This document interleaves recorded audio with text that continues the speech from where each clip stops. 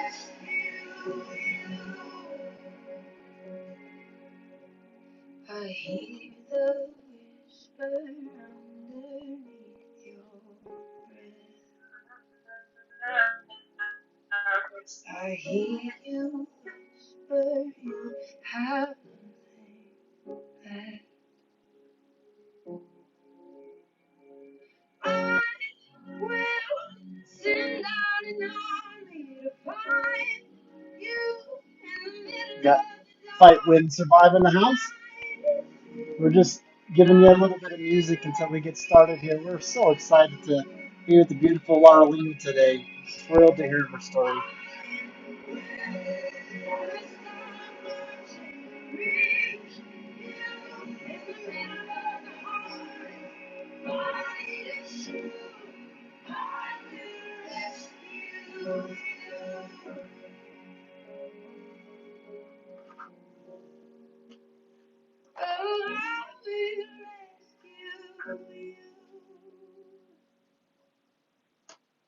All right.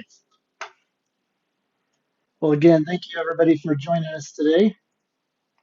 And just to repeat what I've mentioned earlier, we get to be with Laurel today. And before I turn the time over to her, I wanted to kind of get a little bit of background about how she became connected with us and the interest that she's expressed an interest in for those that aren't familiar with her and why she's so special to our family here. A few weeks ago, when Misty Marvin posted that video that she wanted to see or show now, that started the collaboration effort and the whole TikTok Purple. We were close to being done with getting the last of the submissions for the collaboration video. And Laurel was one of the ones that reached out to us and really stood out to me. She not only was persistent in wanting to be involved, but the way in which she went about it had so much grace and passion. And to this day, as we've been both getting to know her a little bit better, there's so much of your story, Laurel, that I don't know. There's so much that even when she was able to be included with the Zoom during the live, um, we really didn't have the kind of time to get to know her even more. And on TikTok, she's recently posted one of her first posts. She can talk about maybe some of what has led to her feeling comfortable with doing that. But she has really um, been an example of what I think Nell's trying to do around the world. And um, I know that there are several people like her that, for whatever reason, are not finding what they're looking for. And as we are able to kind of make that connection, good things happen. You're a pioneer, my friend. And I would also even, maybe uh, set the stage just a little bit more if I could, Laurel. Within even just a few weeks, she went to someone that you might view as someone that was maybe a follower or something, in the sense that she's just responding to what she wants to be a part of, to being a leader. Not that she wasn't a leader before, not that that you can't lead while you're also following, but she has, I don't know, showed up in a way that has been very moving. And so with that, That's why we call you guys our dream team. yeah, Um, all of you have so individually, yet I spoke on this even though I didn't use it. I wrote a letter for Good Things Utah and I talked about emotional synchrony. And even though we're all very much individuals and we're both think about things different ways, we have this emotional synchrony that's quite intense because of our experiences with our health. So I just admire the hell out of you guys that have showed up um, for just right as we've been starting, all of this. So you're pretty special. yeah, it's pretty exciting because Nell and I've talked about, as you're involved with anything like this, kind of what your expectations are, what you'd like to see, and of course you've got the dreams and uh, desires that you'd like to see happen. But it's also important to know that even though TikTok got turned purple and we had the collaboration video and we was able to just Tuesday be on Good Things Utah, and there's some other things that are kind of in the works. Um, it doesn't matter what the numbers are and how fast it happens. And whatever that ends up being, There you the people that are involved at the beginning, like Nell is saying, are certainly helping to kind of create that synergy and help create a momentum that, you're holding out a hand. yeah, We need thousands of hands being held out at once because we're talking about millions of people, yeah. right? So When they say this is bigger than cancer and diabetes combined, um, it's hard to wrap our heads around. yeah, so it's one thing, and maybe you can kind of share some of that as we segue into turning the time over to you. But it's one thing to acknowledge the fact that you've maybe experienced what we're trying to do, but it's another to be like, this is what I experienced, and I am on board, and I'm actually now part of helping share or create those experiences for others. Because this is not just something that happens on Thursday at 6 Mountain Time. It's not just something that happens when I'm able to post on TikTok, which, Really quickly, you should probably let them know that we changed yeah, the which by line the way, at spoonful of sugar is where we're gradually moving our main account. because I have been getting banned TikTok with respect. we got banned for a fourth time. Yeah, I don't know what's happening. I'm not getting my tickets responded to. I know that there's been people that have been helping me to try with that, but I'll get unbanned and I'll post one time and then it will do a pattern. So it's almost like some bug in and I don't know what's going on. So unless and until they can resolve it, we're pretty much we'll probably go through some of the past posts and see which ones we want to move over and decide if we need to do that. Well, we're kind of changing things to Anyway, spoonful of sugar anyway, yeah. and we got our PO box. Yay! We got a PO box. Check it out on our bio. So if you guys want to Send a send us postcard. something, I we'd want to do love all to. the postcards from where everywhere, wherever you guys are. That'd be so fun. Yeah. Um, but what will what's that? Wouldn't that be fun? I'll make her a bracelet. I make jewelry. Oh, You nice. do? Oh, you've got to show that off. definitely we need to. Do you have um like a link people could go to buy any of your jewelry to support No, your family? no, just make it for me. Oh, I have, I tried to do it on Facebook, but it didn't really go anywhere.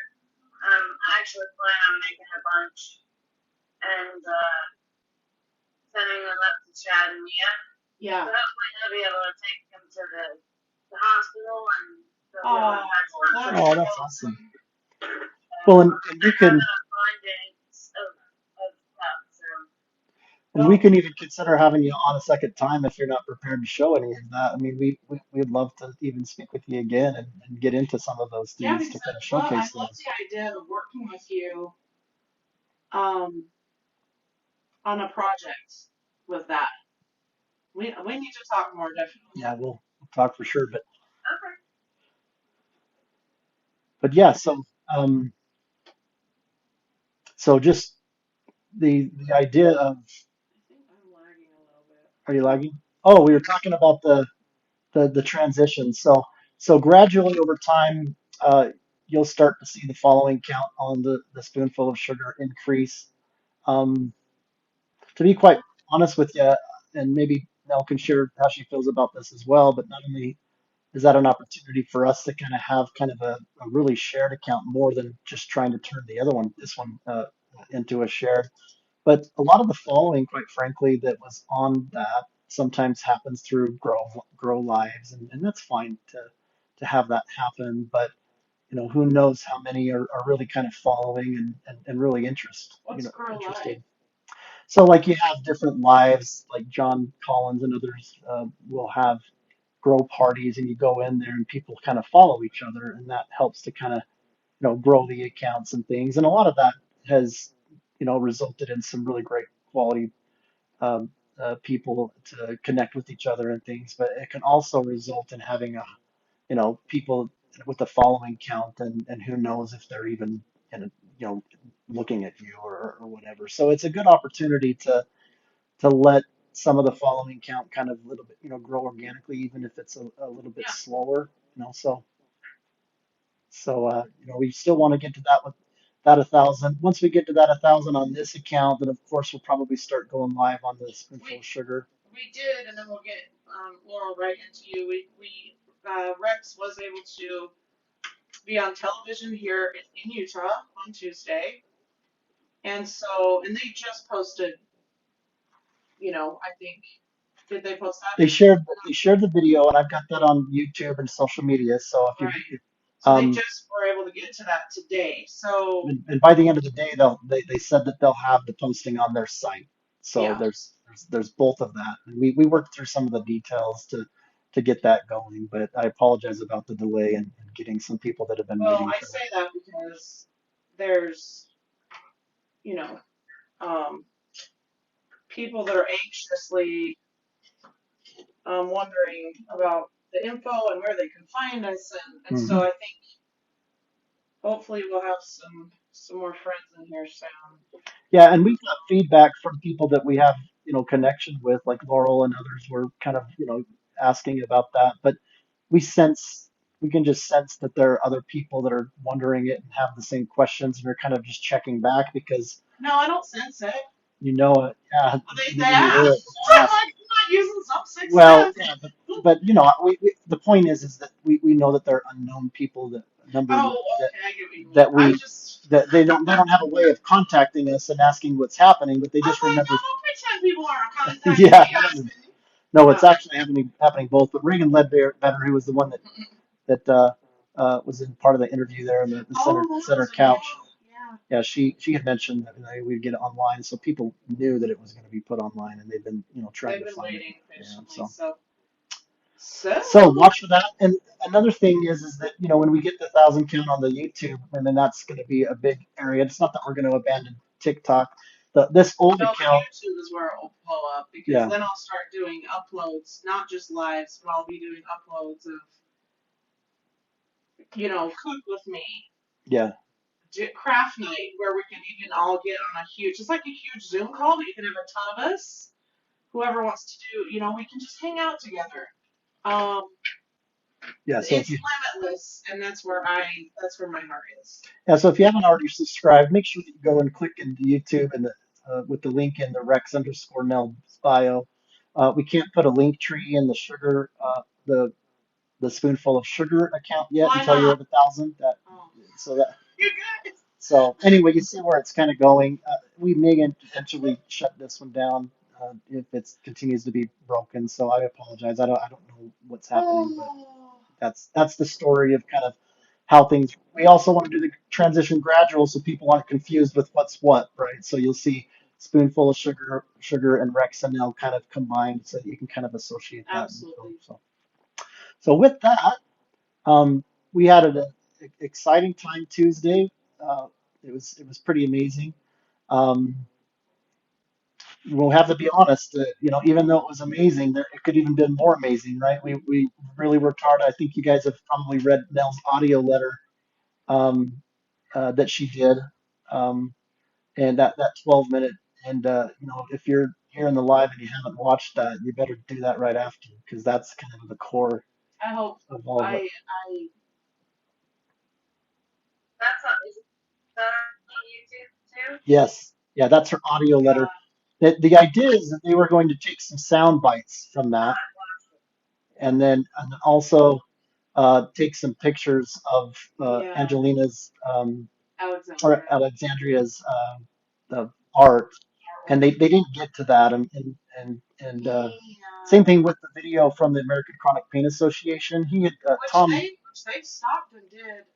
You yeah, got to Tom, explain that, you guys, because that was pretty impressive of them. yeah, the representative that we're working with, Tom Rollins. I don't Still know. learning names, guys. Sorry, but he he had us approve the wording, and we also was able to get the recording. He sent it that evening before, trying to get that so that he could have sound clip on And Good and Things he's Utah. what's his position there? I just want you guys to understand what they, who we're talking about and what they stopped and taped so that all of you could feel loved and supported by the American Chronic Pain Association. That was huge, Yeah, why don't you pull up and your that phone? wasn't included either. Can you go and pull up the comments on that video on our YouTube page? Because his formal name and title is in the comments under his video. You want me to leave this? Possibly not get back. Maybe I. Oh, and I could I probably do it here, but anyway.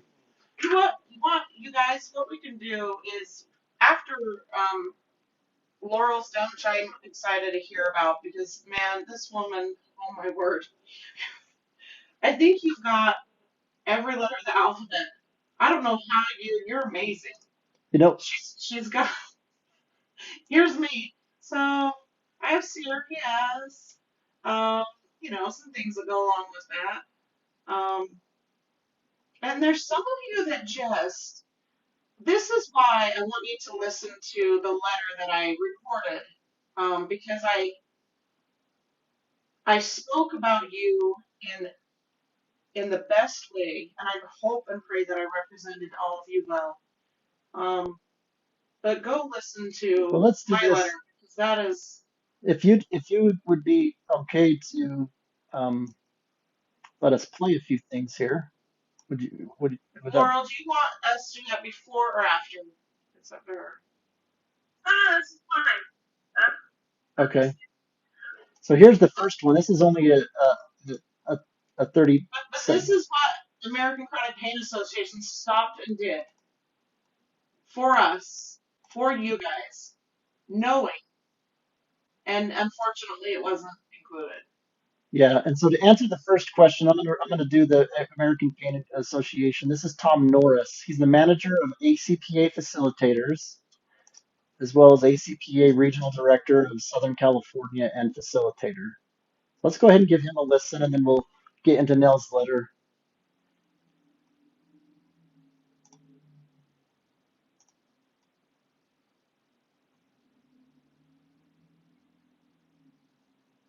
If I can. The American Chronic Pain Association facilitates the development of peer-led support groups for people living with chronic pain. Our goal is to empower these individuals to move from patient to person. We recognize and respect the uniqueness of each individual and encourage them to share, listen, and support each other in their journey towards a higher quality of life. That's um, So what Tom we, let me Norris. just say this, Hmm. knowing, just being a part of this group and a part of us, right? That meant the world. And I know that that's a small message, but they took the time because Rex and I have kind of been going back and forth, and Misty even before us. But I let them know that, some of the videos that they have on the website, while very educational, um, that maybe a softer tone could be used because we're already dealing with, a million things on our mind and a million things going on in our bodies. And so they just that, I just want you to know how much that meant to me. And I hope it does to you guys that they stopped and they took that information in and they did a very personalized message um, to all of us. And I pray that we, as we continue on and, become a much more large unified group, that we can take all of our input to ACPA and create something even more inclusive.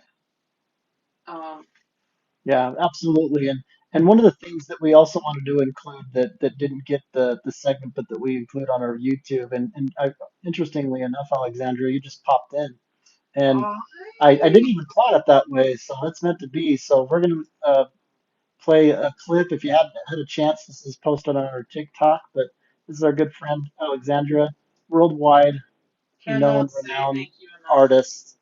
I cannot. It blew me away. So take it Like away, always. Alexandra. Here we are.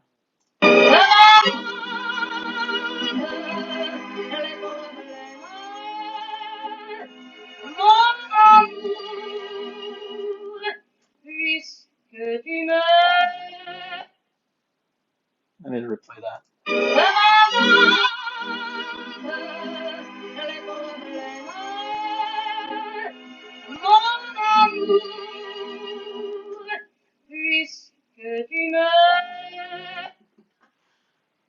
Unbelievable. Right now, my vintage French.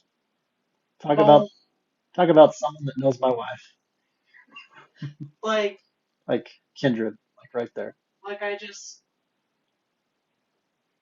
oh, I don't know. It was like receiving a huge hug from you. Thank you so, so much. So, so much. And I even I really even loved how she captured, you know, grabbing her pain or grabbing her head and signaling pain, and that was so much for all of us. And can I just say, no one looks better in purple. You're amazing. Thank you so, so much. And maybe what we do know is I know that here I'm on the YouTube site. You guys, if you haven't seen it, you can go and look at this right here is the audio letter from Nell. If they like it played. Misty, I want to kind of just be sensitive to you because I know that, Misty, excuse me, Laurel, are you okay with us playing that? I know that takes a little bit of time. We want to get Yeah, to your. Are you sure? yeah, Okay. that Uh, was beautiful. okay. Let's do that. Absolutely. So I'm gonna play the Good Things Utah segment, and then we'll finish it with the the Good Things Utah experience that includes some footage and Nell's audio letter. So I think that'll be fitting. So here is the actual segment.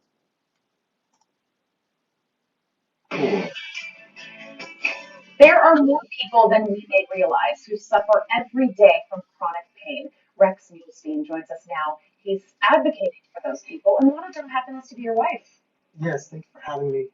My wife has had several lacrimal gland tumors removed from behind her eye, a benign mixed lacrimal gland tumor. We're looking at beautiful picture of her right now. Yes, amazing, such a beautiful angel. And over the years, she's developed central regional pain syndrome, and she's in bed most of the time, and she's had several um, denials of insurance of medical necessary procedure as well as medications. And she's really connected as she has felt in isolation and really was just broken to people on YouTube. And it's been her dream to reach out to people throughout the world and help bring people together. And we have started seeing an amazing response to that. People have come together, such as Misty Marvin, Chad Hymas, Tiffany Peterson, Santa J. Claus. We had a 6-hour live and a collaboration video created. Um, we've had one of our friends do an art piece, and people are just coming together to really help people feel like they're not alone. Rex, I know it must be so difficult to see someone you love so much, to see them and the quality of life, but what is your message? Because it is hard. You never know who you're walking next to and what kind of pain they're suffering from. Yeah, I think everybody has somebody in their life that deals with chronic pain in one capacity. And one of the things that we try to do is to break down stigmas and increase awareness and helping what we call join the conversation. We actually are having weekly lives now and having special guests. And we even had some people that were involved and influenced by all of this, even intervene in a couple of suicides. And so it's pretty powerful in terms of people are feeling like they can't talk about it, they can't relate with people. And we're just extremely blessed that Nisha and you guys have had us increase awareness on a very important topic throughout the world. What has it meant to your wife? Because I know you said she was and is still dealing with chronic pain. What has it meant to her to watch her help people change and have hope in their lives? Well, it was a dream that she did everything to become reality. She's been influenced by Tayton that just recently passed with Krabbe disease. She calls it his vegan, and this is part of, for you, Butterfield, Weldon and Kayla, and for Tayton and continuing his legacy. But it's helped her, I think, more than anything, that people can challenge their mindsets. They can challenge what they're comfortable to talk about, and they can really come together and find each other, and that there's hope. We don't have to feel like our loved ones are just suffering in silence on the sidelines. Part of that hope is having the resources, and you were part of a bigger organization, the American Chronic Pain Association, Yes. with people who are suffering all different types of issues, right? Yes. What can people find there in your group? Absolutely. The American Chronic Pain Association has several videos that are helpful. They're an organization that's been around for 30 years, so they're a great ally. We've been in connection with them. We don't have anything set in terms of some of the next steps, but we've been involved with them. And so they've got some great resources. You can also donate if you want there. My wife has a GoFundMe that a family member has put together. So on our social media sites, our YouTube and things, you'll find a link tree that you can find some interests of what you want to get more information and follow the story. Rex, how do we follow you? We're moving more and more to YouTube. Rex and Nell is on YouTube. Okay. If you go to our TikTok, it's Rex_Nell. Okay. And just also on Facebook and Instagram, Rex All right. Mulestein. We'll put it all on our website too, so you can support them and maybe someone that has chronic pain just connected with you today. Thank you Thank you so much. Thanks And for good having luck us. to them. Oh, thanks. He gives our love. All right, keep it right here. GTU is back right after this. Now this is for you guys. This is where I'll cry. Yeah, you too. So I want to explain a little bit before I play this.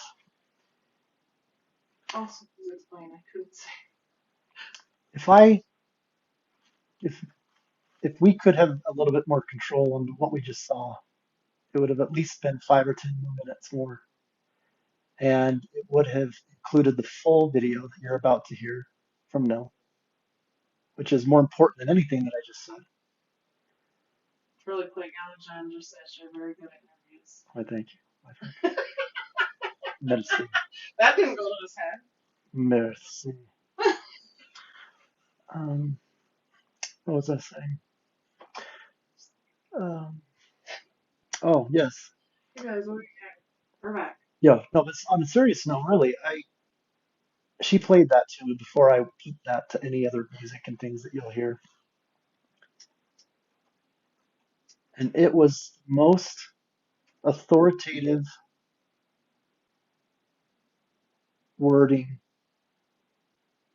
at least in my opinion, on the planet for pain management and awareness. To the extent, and with respect to the American Chronic Pain Association, even Penny, the founder, could look to and hear the wisdom from heaven, and I was floored. I'm not exaggerating. I told her that right after, and it was what? Very apologize. Yeah, and the art that Alexandra did. Um, I good things Utah. I love you, but the idea was to have shown a little bit of that, and so we wanted to include that on the segment. We wanted to hear her. We wanted to get that video that Tom sent that evening, included it, and we didn't. And it was still a huge step, I think. 5 minutes goes by really fast. But this video, It's I crazy. I put this Good Things Utah Experienceville video together Thank you, Alexandra. that captures what I feel didn't. And so if you can kind of imagine the segment in addition to a little bit of the behind the scenes footage that you'll see, as well as Nell and all of Alexandria's art, if you could kind of combine that segment in with this, that was our vision. And I can't say this enough. Go if you haven't, and if you are not yet following Alexandra. Mm-hmm. It's how there's we've got our doctors, we've got our meds, we've got our procedures, and then we all know that only takes care of, you know, Yeah.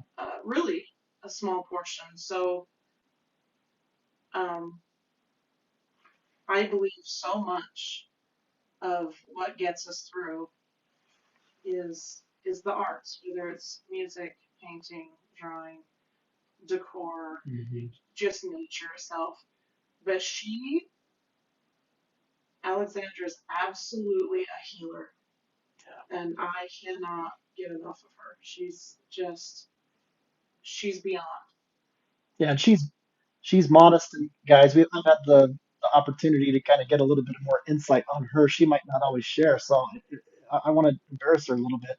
She has traveled the world. She has done art for people like Celine Dion and many others. She's been on Celine Dion's stage. She is no joke. She does full body paint. She's seen immediately the caliber of talent that Nil has had, and some of what you've seen and what you'll see here is some of the art style of the exact things that Nell has done. So what a artist tribute that is to kind of tip the hat to what she sees, not only with Nell and her what she's doing and the spirit that she has, but just the talent that they shared. So it's very special. And Andy is asking yeah, in the Andy, chat, what do you do yeah, for Andy, I just help people get started with their software, and I also help people get started with the coaching program on the side and trying to get my online studies also balanced and things. But as for me, this is yeah, this right here yeah, this is Nell. is what for years I've dreamed of, and hopefully um,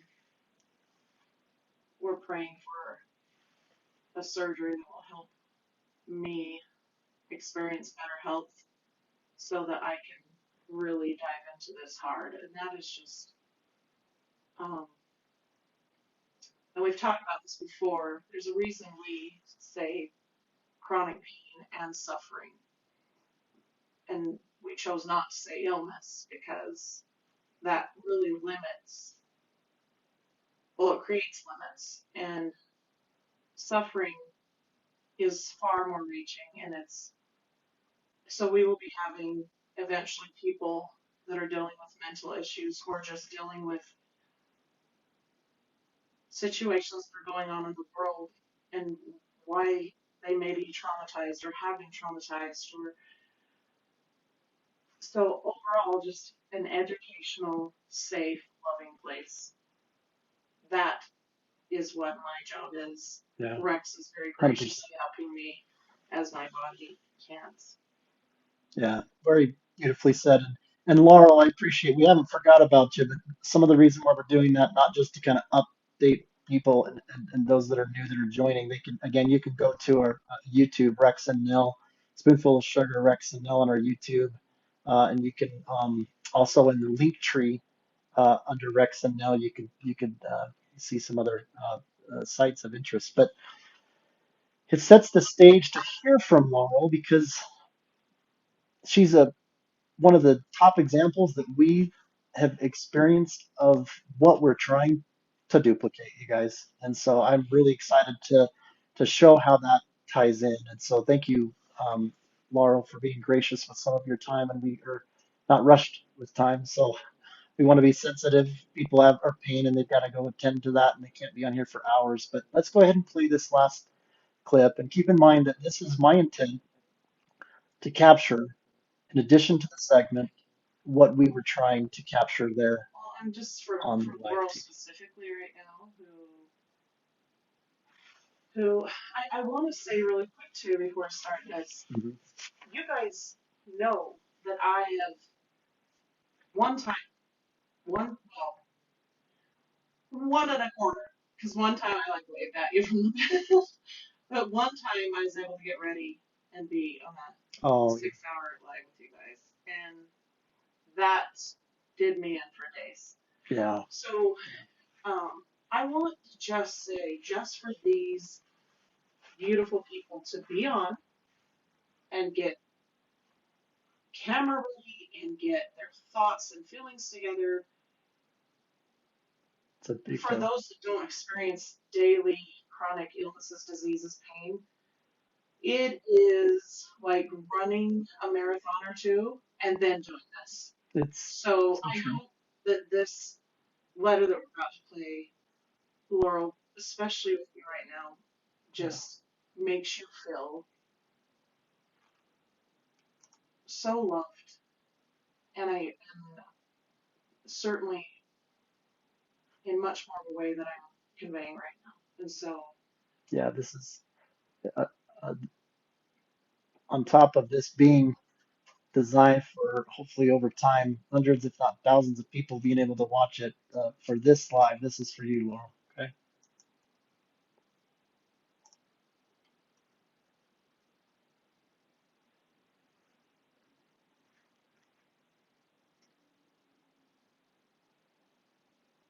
The American Chronic Pain Association facilitates the development of peer-led support groups for people living with chronic pain. Our goal is to empower these individuals to move from patient to person. We recognize and respect the uniqueness of each individual and encourage them to share, listen, and support each other in their journey towards a higher quality of life.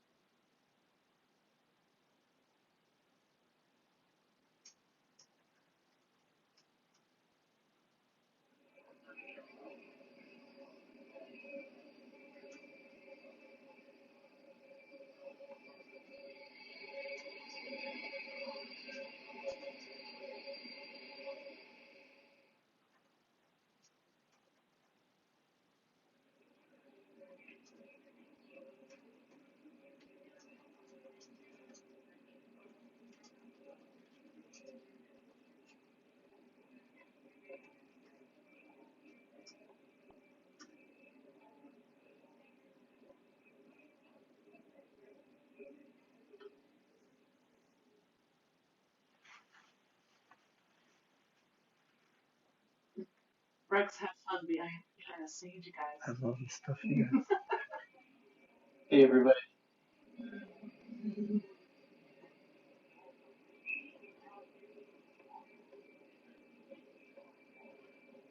How old do you think that camera was?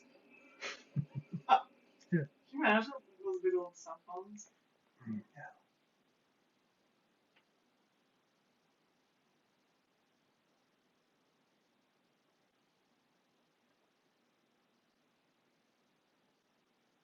Are you all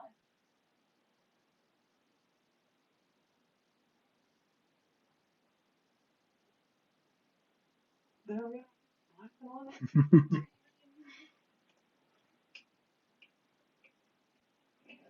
Dancing. This was pretty surreal. As soon as I turned the Yeah. corner and I went to the studio, you guys, it was just incredible. And I obviously could only take so much footage, otherwise I would have looked like a weirdo, right? I mean, I would have loved to have You got. probably did look like weird, but it's so worth it. I mean, I could have. It's fun to see behind the scenes. Yeah, it is. I mean, I would have liked to have got a picture with Saray and Reagan and things, but you know. Here's them making their dessert day.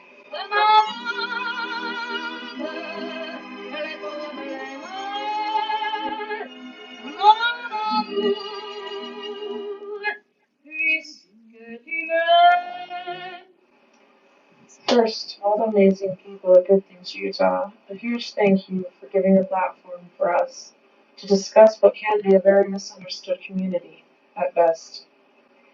Allow me to touch on an article called On the Same Wavelength.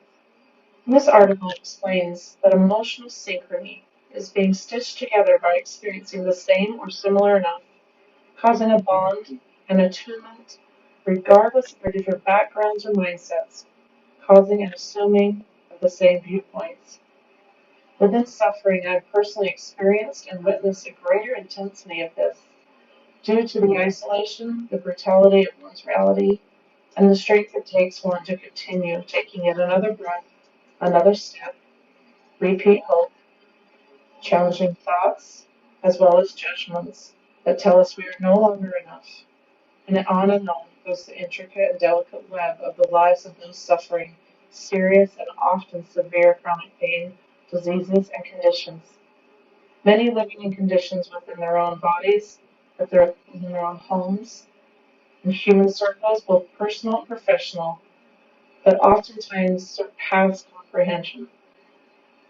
In our pain, we have found emotional synchrony. My personal journey began years ago with a lacrimal gland tumor categorized as benign mixed. What we hoped and prayed for was that it would be a one and done resection and surgery. Though so far my body has grown 3 of the same tumors in the same spot at different times. I certainly did not follow my doctor's orders after the first and then the second tumor to heal and not come back. While I have been entirely blessed to be attended by one of the most brilliant minds and very skilled hands, whom I wholeheartedly believe saved my eye time and time again. Adding, not a day goes by without feeling immense gratitude for the talents and services given to me alone by my team of doctors and those who serve with them. My body in many ways is broken and suffering the damage left behind by tumors and the confusion it's caused in signaling pain in many nerves in and around my neck and especially head and left eye, eventually leading to the best diagnosis they could give, CRPS, Central Regional Pain Syndrome. To give a rough idea to a very wide array of conditions in our community, there's the spoon theory. Spoon theory is a way of describing the experience of a chronic illness or pain, using the idea that we all have a limited number of spoons, energy, a day. A person with a fatiguing chronic illness needs to make careful decisions about which activities to spend their limited number of spoons on, noting that illness stops them from doing many, many things they want to do. And remember, this is a rough idea. There are some that have days where they have gone into sort of a negative, meaning there are no spoons left at all, save one, and that is to survive. As one might imagine, It is one thing for a healthy, able-bodied person to reach out and begin what can be a mammoth task of finding the isolated and those in pain. It is entirely another for someone like myself who struggles with the most simple tasks now to take something like this on.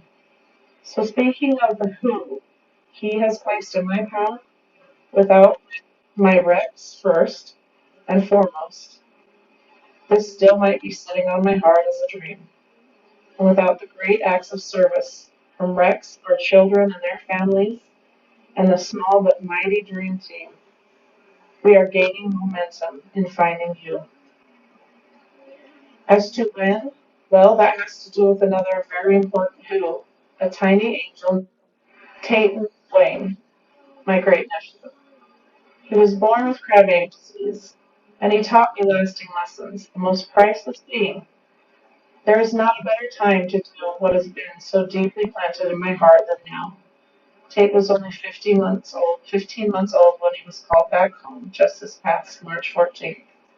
It was too short an earthly experience with him, but one that came with power that has only continued to grow. I so humbly and lovingly call him my wingman. There are so many great chronic condition influences out there. Many have selflessly allowed the world to see into theirs so that we might gain knowledge, hold and give more compassion, and stretch ourselves to a point of challenging thoughts and behaviors towards all, but especially to those who are living through a hell that most would consider a living nightmare. Thank you to all those for pioneering so bravely. We are working hard to offer you a place of acceptance, listening, lifting you up, giving you a voice, helping you connect to those who share same viewpoints and experiences, giving you something to look forward to other than the medical bills or letters from insurance or life bills, etc. in the mail, as we do regular giveaways of some of my favorite things. But most of all, I pray, we offer a place where you feel safe, valued, and loved. This is where the choice of having faith in a being that can see the entirety of it all has been critical in my daily choices. My Heavenly Father knows the whys when it comes to all suffering, and I know it is never without a greater purpose. He loves you and is asking you to hang on with all you've got for a while more. As I mentioned, he knew, for me, the clues, who would be very instrumental in giving me further hope. He blessed me with a wider scope to view my blessings, and he has continued to fuel what has been an endless fire for the past 8 years to find you. You who wonders if you've been forgotten. You who dream, whose dreams and goals were what stood forefront in your head and heart, but now lay underneath rubble of the day-to-day anguish, made only more bitter when your pain releases its thorny grip for just a moment, and in that moment you desperately pick back up the dream, dust it off enough to admire it, only to have to lay it back down so that you too can lay down from unexplainable exhaustion. You who might be wondering, how then does my life hold purpose any longer? Or how do I contribute or offer anything of worth to others? If I may, I'd like to offer this truth. You are working muscles many will never be asked to. You are mighty and brilliant because of your long suffering. You are still you, only so much more refined and stunning. You are serving society and making this world a much more humble and enriched home just by continuing on. Your service and sacrifices are mighty.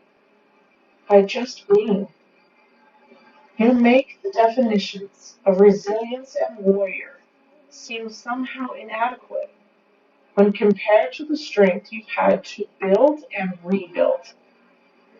We know that walking into a place of complicated and deep pain is where you most likely are. But you are the treasure of greatest worth. Beauty, truth, and light never have to be forsaken or taken. They have been settled firmly into forever. then is your worth? You hold on like hell to that truth, that light, that beauty of you.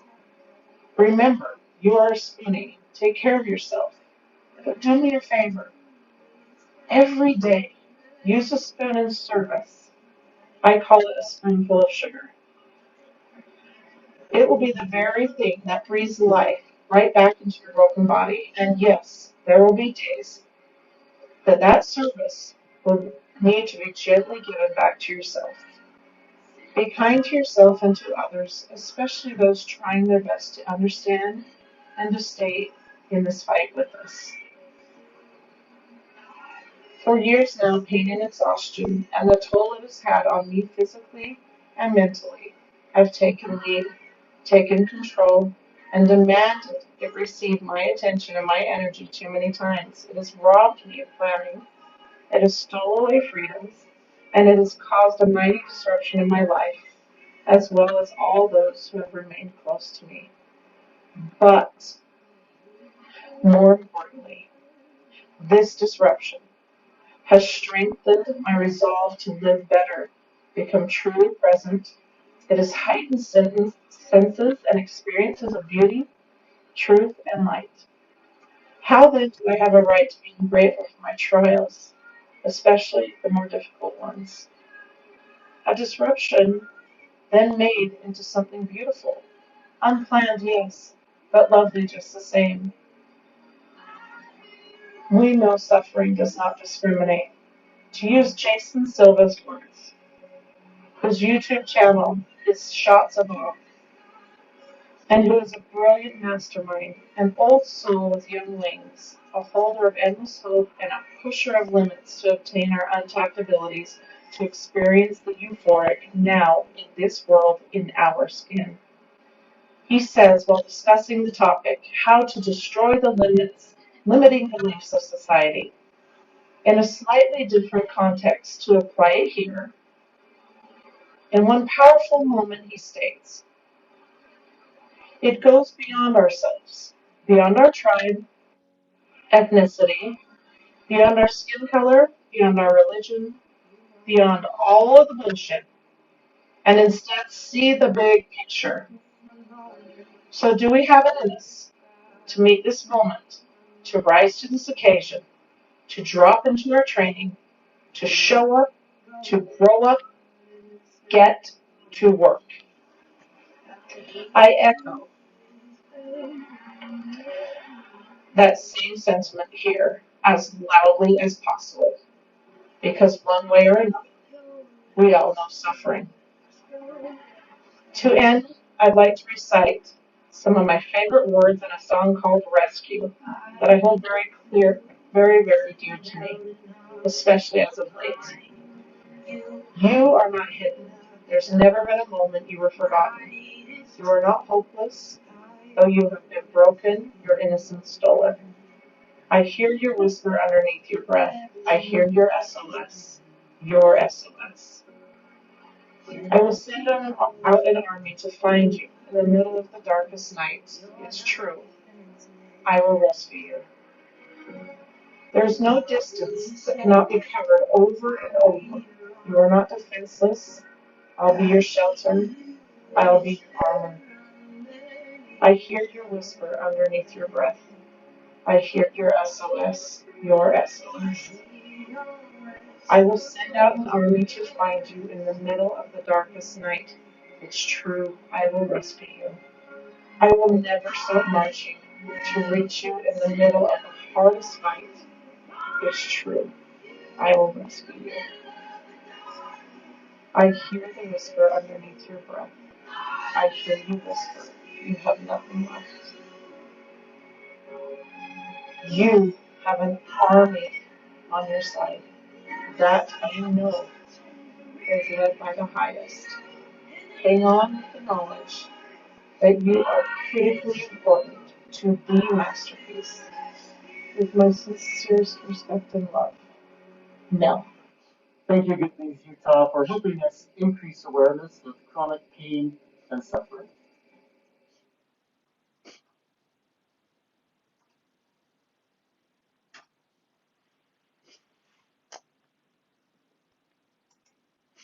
So That sounds good. those are the fills that we wanted to, at least on our YouTube page, add to the segment. As you can see, just adds the concentrated power to the whole spirit of it all. And It's a good time to hear from Laurel. perfect segue. Perfect segue into Laurel. Laurel, thank you for being so gracious and letting us do that. And if you can hear me, Laura, you go ahead and turn the camera back on. And we want to hear while she's getting Excuse me. So, you mind grabbing me? ready. Excuse me, You mind grabbing me a tissue? tissue. Yeah, let me go grab her a tissue real quick.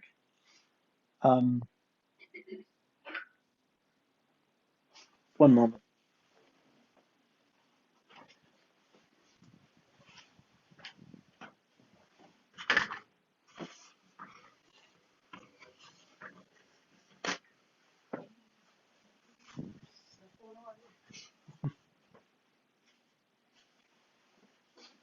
I wish we could do more. Yeah. So thank you for everybody that was a part of not only preparing for that, but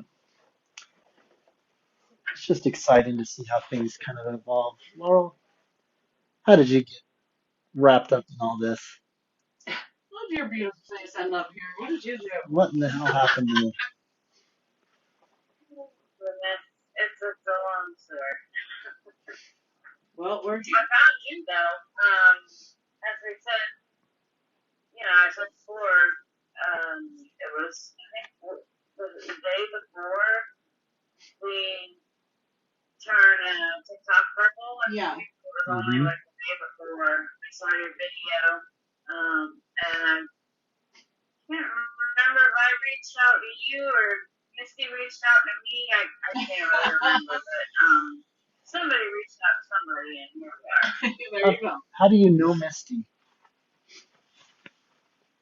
Did you just were you following her first? I don't think I missed stuff.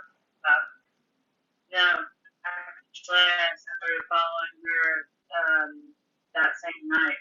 I didn't know her before that. I didn't know about any of this before that. I love seeing everyone. I love seeing people become connected. So you just seen lifelong friends. Yeah, you just seen the videos being posted during the turn TikTok purple and that kind of the day before.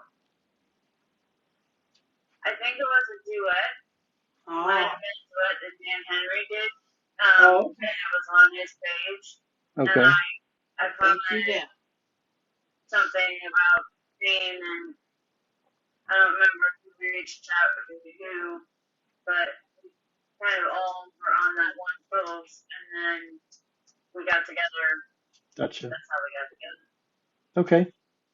And that's a perfect example how Yeah, I think I talked that next. it's interesting because you lose track on how you got connected, right? That's kind of doesn't matter as much as the fact that people are coming together and making it easier to find, whether it's what you're looking for, whether you're needing. What was it that stood out to you that attracted you to what was being said and how you felt? I think just the awareness part of it. Yeah. The stigma, that's attached, and just the awareness part of it, really. Yeah. Like I said, I had no idea the association even existed. So many people say that. Yeah. And I have done a lot of research. Us too. Still didn't know that it was an organization. So I think it was just the awareness part of it and wanting to maybe have, maybe reach people that were in pain and maybe some that aren't in pain that could deal with, friends and family funny that they knew kind of what they were going. Yeah, to gain knowledge of what really goes on, you know. When you spent the effort and time that you did, and I'm not saying that there's not anything out there, but it does go. Well, It's important to say Rex that and I understand it for sure. did you did you ever feel just kind of like discouraged and kind of like what, out of all the things that are What is there out there for us? important, all these things are out there easily found and and things even of a superficial nature or, people are deeming as so important. And this is my world. This is so important. And I know I can't be the only one. Did you ever just have moments where you just felt I'm just not Where do part I of belong? society anymore? Oh, absolutely. Yeah. Yeah. I have moments every day. Yeah. Because I'm mostly homebound. I get out here or there, but it's not for long periods of time. So I mean, I feel that way every day, being kind of cooped up and And so starting to I get that. I get that, and I'll say this too. I don't know who you have as your support system, like in the home, but even if you do, there's still a level of isolation that we will always carry by ourselves because there's just a certain level where you can't describe everything. You can't bring them into your world completely. But it would be nice if there was, stuff a little bit more out there, kind of waving the flag saying, hey, here I am and you belong here. You're in our group. You belong here. And it's a safe one. And Rex and I did searching too, so we know where you're coming from. yeah, there's I had no idea. And now that I'm connected with you guys on Disney, I mean, I'm connected with just so many good people. Yeah, that makes me happy. Did the connections and feeling like you were meeting more and more friends and people that could relate with you, did that continue happening that we didn't even see? Because I knew about Misty and us and things, but if you take us into your behind the scenes life a little bit, did that continue to where you felt like, oh, here's another one and here's another one?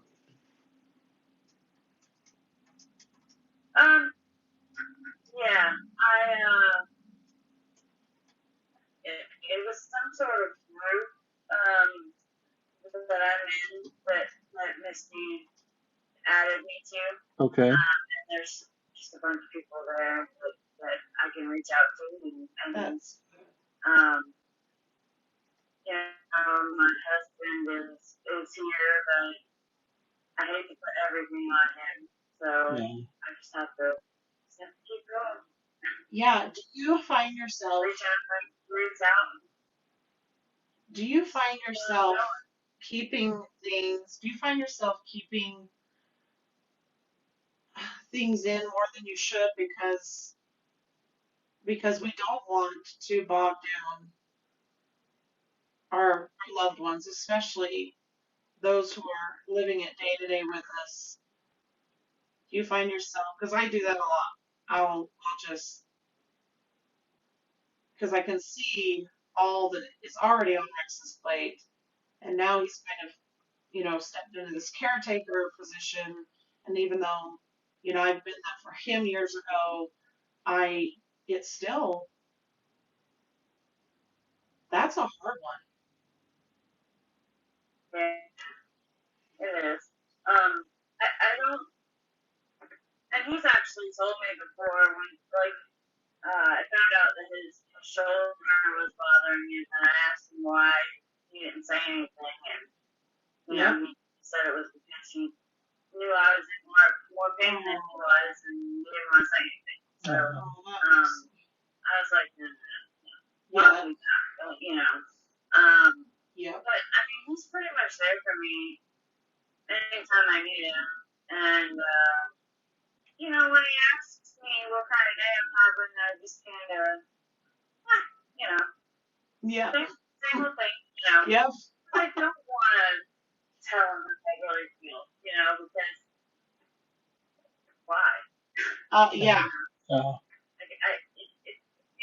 pretty much the same every day. Nothing changes. Yeah. Oh, we understand. He knows that. Oh, that breaks my heart because we all understand that part of it. It's.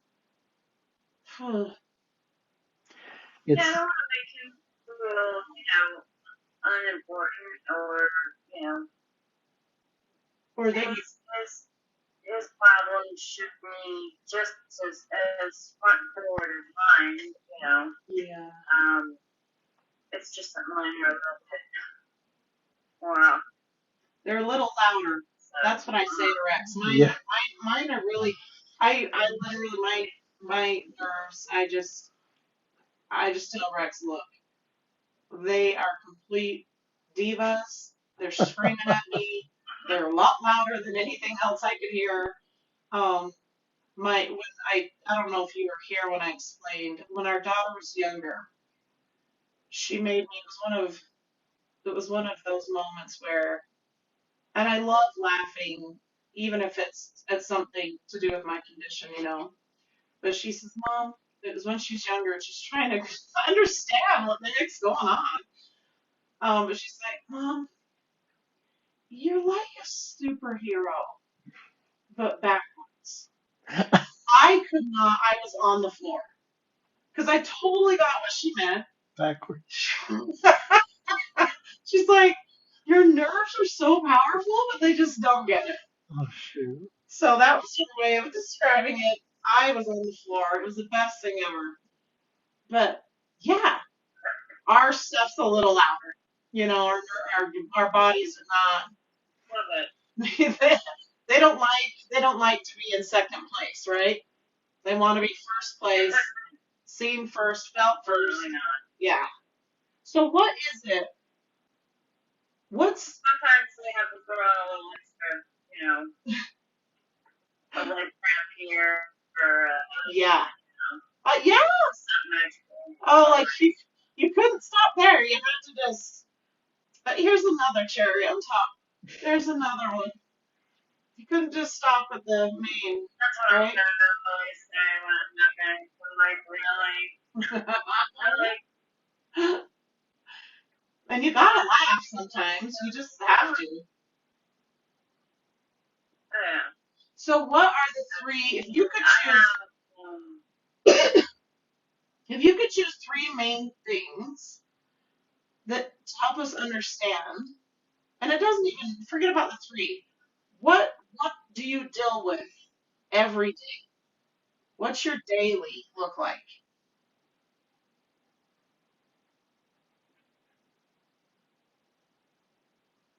I usually don't sleep at night, so I'm usually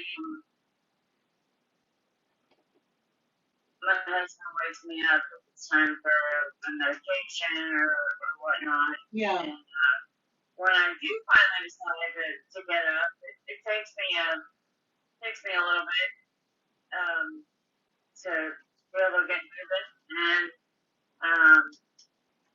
as soon as you stretch, you get like cramps, and when you try to stretch that one out, it cramps on the other side, and then your whole thigh seizes up. And I mean, this is like a daily thing for me. Yeah.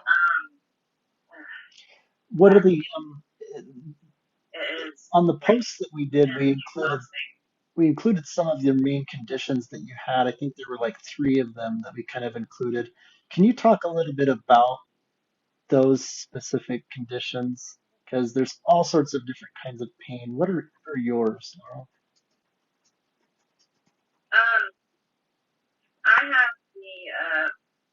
have had 3 spinal surgeries. Oh my. My first one was a fusion, and that was the one that they said failed, basically, just because there was no change in my pain. Didn't get better, kept getting worse. I would go in, and the surgeon would do a scan and say, "Well, your heart rate is still in the same spot, so you're good. You should be fine. Oh. And he'd like keep me out the door and orthopedic surgeon. And he did my laminectomy on my back. What's that? And there were major complications. It's where I had a disc that had just kind of herniated disc, and there were like bone fragments. So he went in and took out the bone fragments and kind of shaved the disc back. Yeah. Didn't you break your back? And the what? Did you break your back? No, not that I'm Oh, aware of. I fell off of a ladder. oh, that's what I'm thinking. Oh, you did? I fell off of a ladder in '99. Yeah. And I saw a pregnant doctor. They did the injections, and I was with it for years. I mean, this pain didn't come back until 2010. And when it came back, I thought it was just my sciatic flaring up because even though most of the pain was gone after the injections, every once in a while I would push something or pull something, and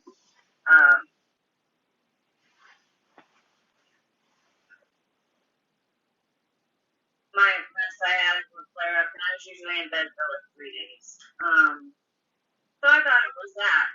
After 3 days, when it didn't go away, I waited. It was a week. It was getting worse. That's when I was referred to the first surgeon who said, "It's not happening. I'm not touching you. Oh, If it's just not worth it. If we go in, there's a good chance to paralyze you." And he said it's just not worth it. And I said, well, would this help? If I did this, would this help if I did that? But no, you're just going to be in pain forever. I would say find pain management doctor. And out the door I went. And I was like, okay. Oh, that's so devastating. I want to say my first surgery was in 2017, but I was seeing that neurosurgeon for probably a year before he decided to do anything. And he only just decided to do it because of the bone fragments that I had on major nerves that they grew more. I can't imagine. And then 2 years later, or a year later, not even 2 years later, a year later, I had to have the laminectomy, which was taking out the bone fragments and laminectomy dissecting. But he ended up putting the spinal sac where all your fluid is. Oh. So I had a lot of complications from that. Like that was kind of an accidental nick? I didn't hear you. Was that like, that sounds like that was obviously an accident cutting the sac that holds your spinal fluid. Yeah, that was. Oh, my word. That was easy. So I had to lay it flat for the first 24 hours. Oh, jeez. Just completely agonizing. Which, on your back. Oh, shoot. Yeah. Laurel, how did you get bone fragments in your back? I have forgotten. Was it from the fall? That's what. My discs.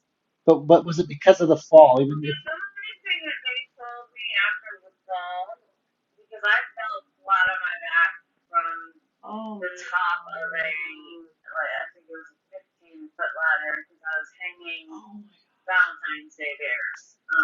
And they fought back. And knocked me backwards off the ladder, landed flat on my back, and so you're saying that I had at that point in time was like pinched nerves. Oh, okay. And the sciatic nerve flare up, and it wasn't as serious as it is now. So I I'm assuming, and I've been told that like over the years, it just got progressively Okay. worse. Yeah. So I had that done, and the second fusion was done, and they call it failed back surgery again because it didn't work. Mm-hmm. Oh my word. And now it's well, you know, I fixed you. You're straight up and down. I don't know what to tell you. You know, Yeah. out the door I went. And that was my surgeon. So I went back to pain management, and first they want to do more injections. And from 2010 to I think 2017 was when I said, that's it. Enough. I'm not doing it anymore. Yeah. Because they made my blood sugar spike, and I'm diabetic. Oh. And I had one where I couldn't lay flat for almost a month after I got it.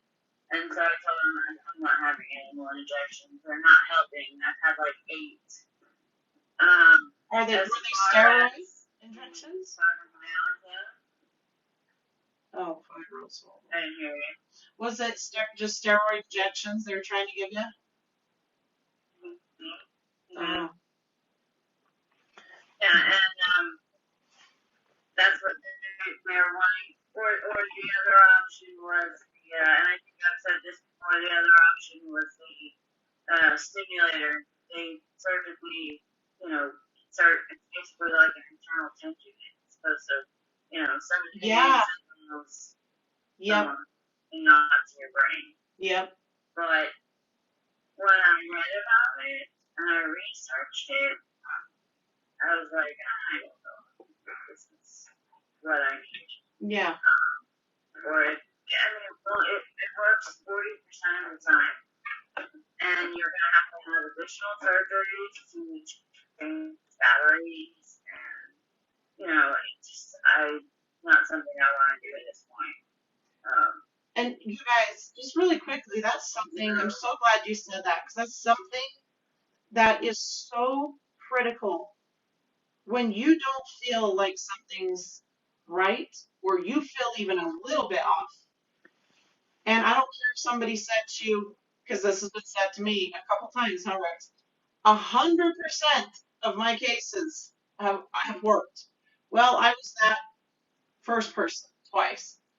But when you're not feeling like something is for you or it's not, like I feel like so many of us feel like we're doing something wrong when we're saying no to a doctor because they should just know it all. And no one knows our bodies more than we do. And you will have some doctors that will argue with you, and some will even go as far as kicking you out and say, I'm not going to deal with you. But it's so critically important to do, just like Laurel just said, that wasn't maybe a good enough percentage rate of success for me and what the risks were. But that's so important to remember.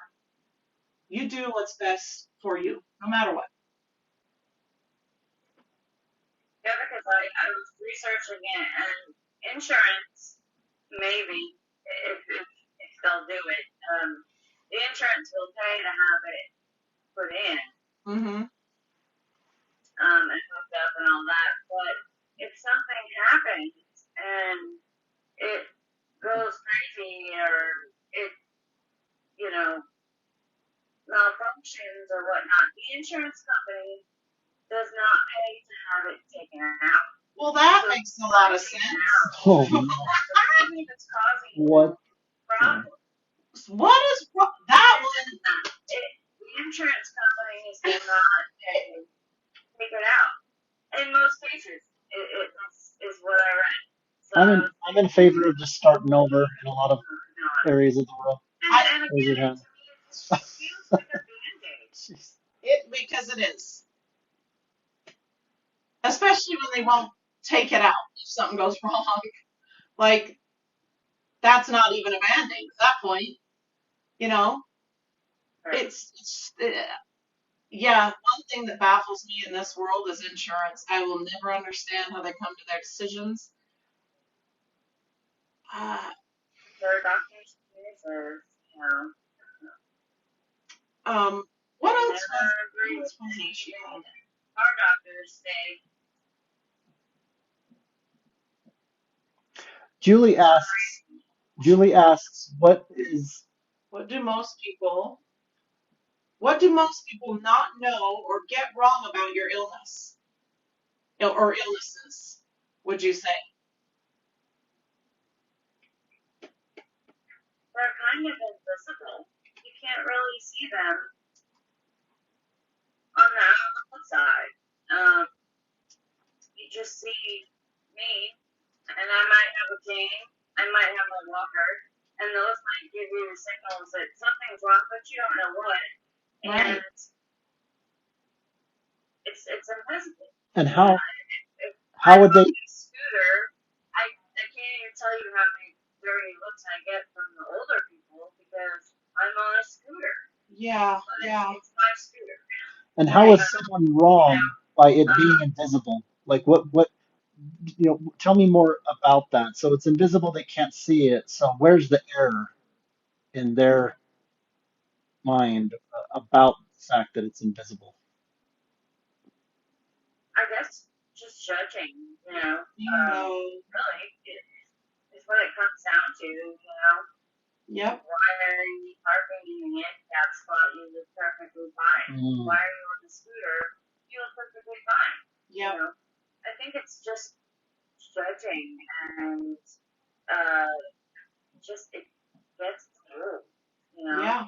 When you are I getting think judged that like that, what what's they do get you do wrong, you distance yourself from people that are like that? Is that part of what contributes to the isolation when you're feeling wrongly judged and it's just not you're not in the energy to help change it?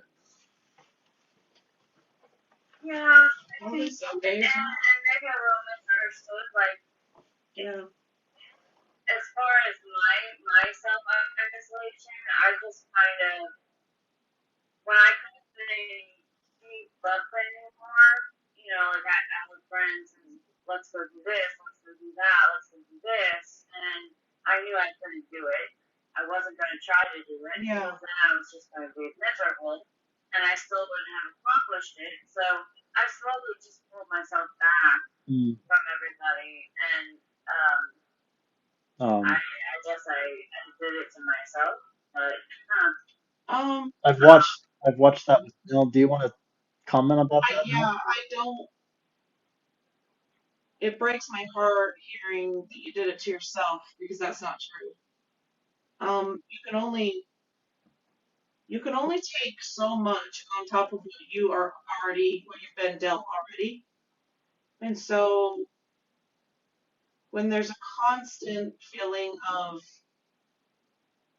being misunderstood or just being outright judged brutally, or people aren't thinking enough about you to maybe change some activities where you might feel more included, or even start a conversation about what you're that's not on you. You didn't you, you made the choice, but that's self-preservation. At some point you have to save your life, and that's a way of doing it, because more than the pain, and this is me speaking and some can disagree, but for me, I can handle the pain. um, I have for many, many years. The harder part is what I've lost and who I've lost, and Mm. and and that there's still such a misunderstanding, judgment, and stigma, even among some of the closest people to me. That Family, baffles me. friends, or whatever. Yeah, Yeah. just And so, what other choice do we have? I'm the best you got. Sorry.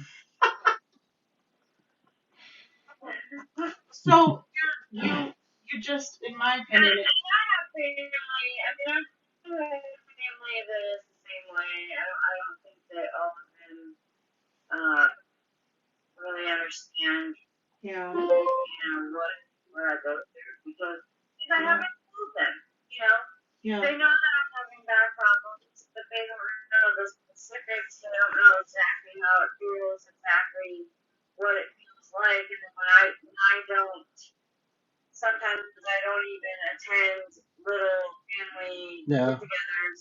This one came from here, this one came from here. Everybody's staying at my mother's house. She was about 500 feet away, and they don't understand why I don't come over when they're there. Have they approached you? Because I don't want to. Well, have they approached you? No. Okay, so they're very well. They're aware that I live right across the road. They could come over, and I have no problem with anybody coming over to my house. It's the leaving the house and the moving and then sitting and it's just not good. It Not is good time. it's exhausting. I'll say that too. And I would the first thing, and for a long time I was able to hide it, smile, laugh because those are my favorite things to do. My favorite people to hang out with are my family.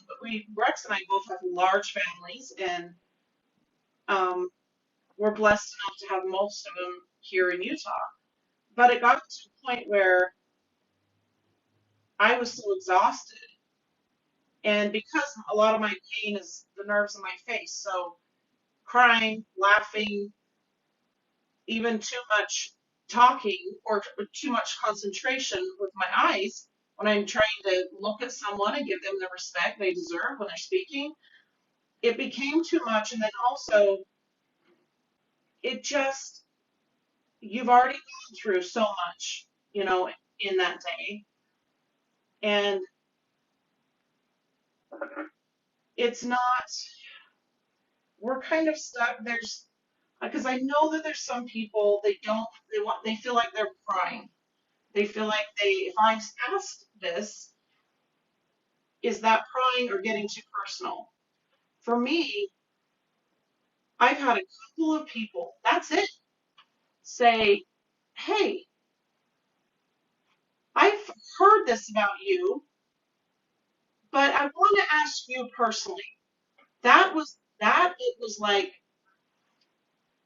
that was the freshest air I've ever, it just being asked and not questioned. There's a difference, you guys. So if anyone's in here that's just wanting to learn, there's a difference between questioning someone and making them feel like there's a judgment in the air, and a true, humble asking, what do you go through and why, and they didn't even need to necessarily ring your bell 500 feet away. They could have slapped a little note on your door saying, I just want you to know you're missed and I love you, and what can I do? Do you know what I mean? So it's really important, you guys, that and I would say pretty much almost all of us would be open books if we were asked in a very, very kind way. We want to be able to say, this is why you don't see me. It's not because I don't love you. Matter of fact, that's what's tearing me apart. That's one of the reasons that I hold so much guilt inside, because, I think we place that on ourselves. It's my fault. It's my body. It's my, I'm just too, I even go to a point where I start calling myself lazy. And that is the furthest thing from the truth. I just don't have it in it. And like you said, you don't sleep well. So right there alone, it adds up real fast. So, do you ever feel like that? And it's exhausting. It really is. Do you ever feel, Laurel, that people, without telling you that they think it, feel that you think that you're more important or special because of it? Kind of like, who are you? Okay, fine, I get you. you're more sick than everybody. Okay, you feel like that there's any of that kind of going on? Um,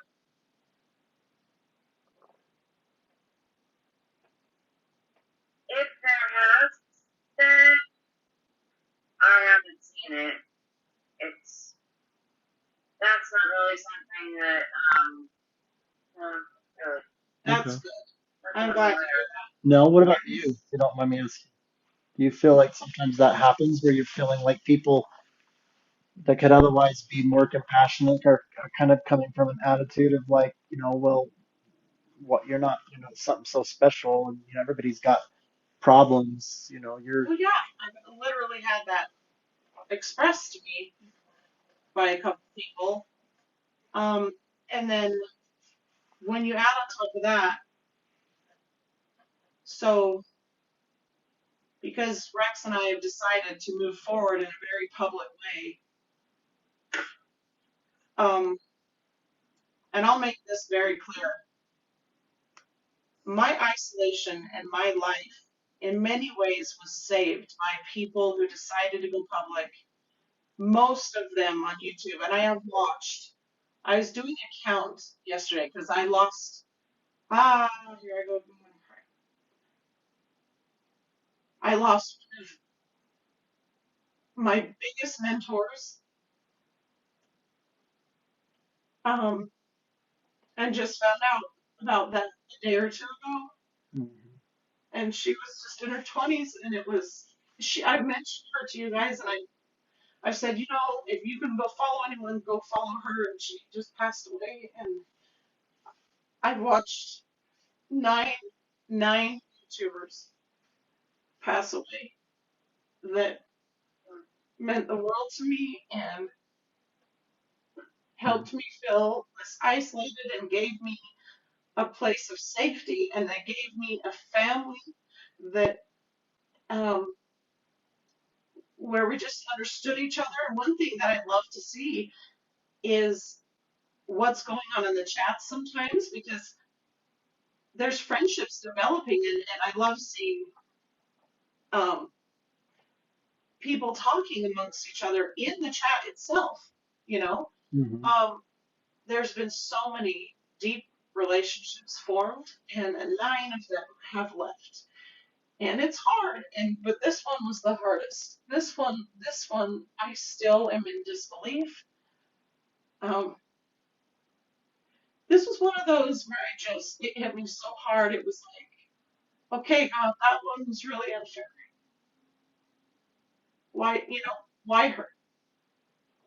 And these are the group that you can kind of consider in a lot of ways the original pioneers, right? I mean, Yeah, the whole absolutely. YouTube Yep. movement, the connections that, Some that of were them I've happening there. known, some of them I've followed for 8 years.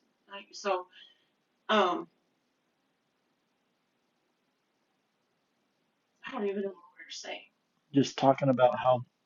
But oh, so Rex and I going public, that's not received well by everyone, and some people,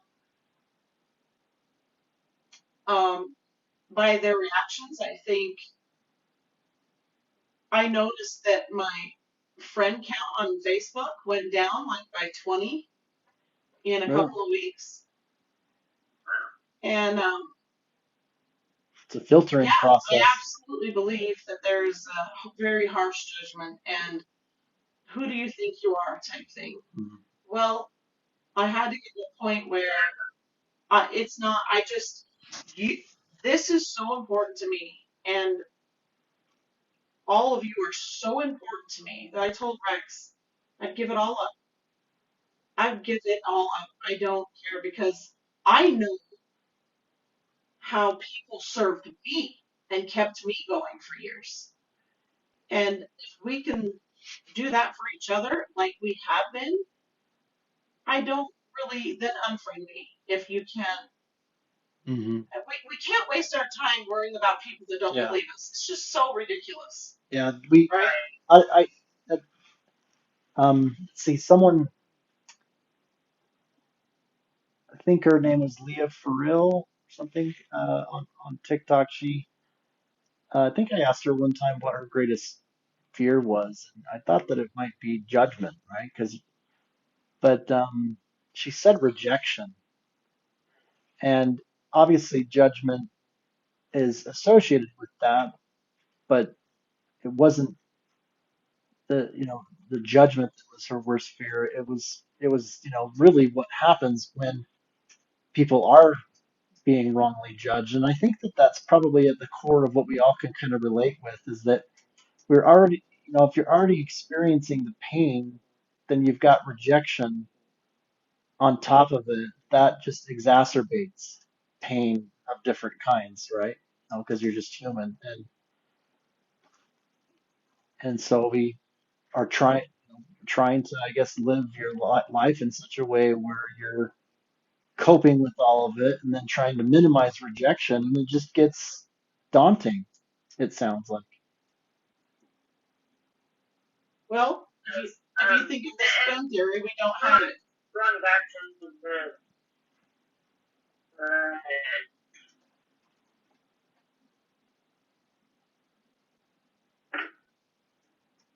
when I haven't really put myself out there here yet.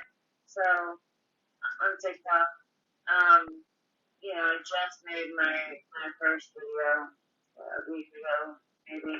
That made me smile so big. It did. That warmed my heart when you did that. Yep. We stopped what we were doing. There's a few of us in the room. We stopped what we were doing. Rex shared it. And I was so happy. I knew that took a lot. Anyway. I used to look at it, I was like, wow, I really struggle with this and that one. Yeah. Love it. But I haven't put my story out there, and so for anybody to say, well, who do you think you are? You're not special. I haven't really put it out there yet. Okay. My friends know about it. My family, they know about it, and Facebook, if I post on Facebook about it, if you're not my friend and I don't actually know you, you're not on my Facebook because I don't have time, Yeah, right. But I've never really put it out there, so I don't know if I'll get that hate or not, but I see. I'll let you know. Does it help you to be associated with people that are doing some of that? So I don't know if you want to. Not that I'm putting them you on. are. You're doing it right now. Yeah, you're doing it now. But before, did it help having other people that you're being kind of drawn to or whatever, that was saying, hey, I've had enough of that. I'm putting myself out there. For example, it absolutely. I look so forward to my friends getting on. Some of them, as they got sicker, obviously they'd upload less, and but it didn't matter. When I would see their little picture come across, it was like going home, and for me, my word did it, and it influenced me in such a powerful way. It still took me years to convince myself that no matter what condition I'm in, I'm going to do it. And honestly, you guys know, I said it in the letter, my little great nephew, he had the most influence and such a powerful stop waiting and do it. Because that's what, but not everybody has to, that's not, if this isn't your thing, it's not your thing. There's no judgment here. But if it is something you want to talk about and you want to put out there so that other people can say, because one thing we've seen a few times, huh, Rex, where people have been like, you have what I have. My sister, the night we did Turn TikTok Purple, one of I forget her name, dang it, I apologize, she came on and she had something that my sister was recently diagnosed with, and it is not. It's more of a rarity, and that meant so much to my sister. We've seen people connect because of people like you that are willing to come on and say, this is what I have, this is what I've experienced, this is what has worked and hasn't worked, and here's the symptoms. A lot of people will get diagnosed properly because of things like this. Mm-hmm. So just thank you. Thank you for just, if this is all you choose to do, it's pretty big. Yeah. We can't thank you enough. Seriously. Well, I mean, I kind of feel like I should be thanking you guys. I mean, you just accepted me, and Not hard to do. That was awesome. That was easy. You want? Yeah. it's a lot easier to talk about when the person that you're talking to has dealt with it or is dealing with it or Yeah. has dealt with the mental, Yeah. force comes with it. And, if you were just to talk to some stranger, it's just not the same. And to be honest, the stranger probably doesn't want to hear about it anyway. Yeah. Hey, how are you? That is just for you to say. My answer is, anytime anybody says, how are you? I'm here. Yeah. Here. Yeah. I kind of love it. I don't know what just happened, but I like it. I Don't like touch it. anything. What You just is got happening? bigger, and I love it. Don't touch anything. That's how it should have been the whole time, Laurel. I love that it just randomly did it. Did you just change Her something on eyes. this side? Oh, no, it's come back. Thank Dang God. it, it's okay. Yeah. Oh, I looked at mine and I'm lagging, so I got excited that happened It again. went away. It's okay. Well, she didn't go in. I So kind of saw it forward for a second. Oh. Try that.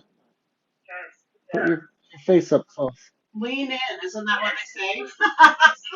Lean in, Laurel. No, I think the screen portion though was bigger. Yeah, I I don't know what happened there, but I can't bring it back. But this is okay. We can still see. So besides your back and all that you're dealing with there, I quickly glanced and I was like, what in the world? You deal with quite a bit. Is there anything else that you feel like talking about tonight? I mean, I'll talk about Even if it's anything. even if it is. The other two major. Go ahead. The other major two things are the nerve pain. Yeah. And the muscle myopathy. Oh, because you have fibro, don't you? Yeah. But nothing has ever really come of that. I mean, it's not something that is a focus for any of my doctors. Okay. I don't know if we're actually. I don't even know how to treat that because I haven't really researched it. I just figured, I describe my symptoms to them. They figure out what they think it might be, and I go from there. It's like the secondary thing or So third. Yeah. Where do you live? It's something that gets put on the back burner. Florida. Oh, Where at? Florida. Oh, I've had it with you. Your first time listening to it. My word. Florida. Oh, they're just going to the beach. There's some therapy for you that no doctor can offer. Yeah, we do that every once in a while when I can get out. Yeah. But it's kind of like here. Requires muscles. It's like living in Utah and not going snow skiing that much. Because we were planning to go through the sand. Rex is trying to compare Florida to Utah skiing. Give over. No. I would be a skier if it wasn't so dangerous. Give over. I'd be on the beach all day long. It's not worth getting injured. What? She's never seen snow. What do you mean you've never seen snow? She's never experienced it. Did you just say that? Did you just say that? Yeah. We're That processing. you've never seen snow?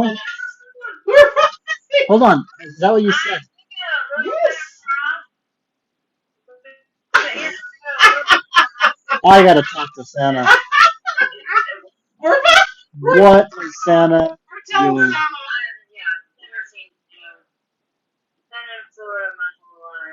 Okay, we'll listen. I got this. I got this. I'll message Santa this evening, okay? No, better yet, we'll get this little cooler, pack it full of snow for you. Send it on down. Oh my word. Well, Oh, good. Oh, we hope so.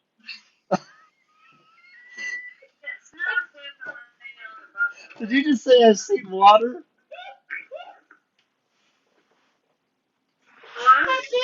Did you just say I've seen water?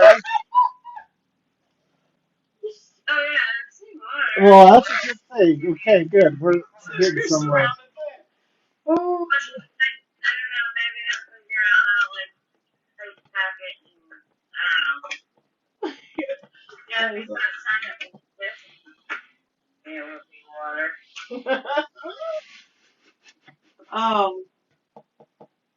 what was I gonna ask? It went out. It went out. My mind. As soon as you said I've seen water, then you're cracking up.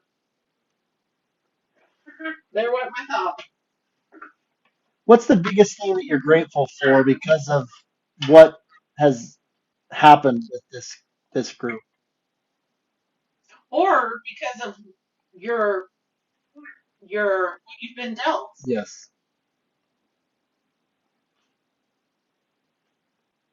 What do you feel like is the biggest blessing?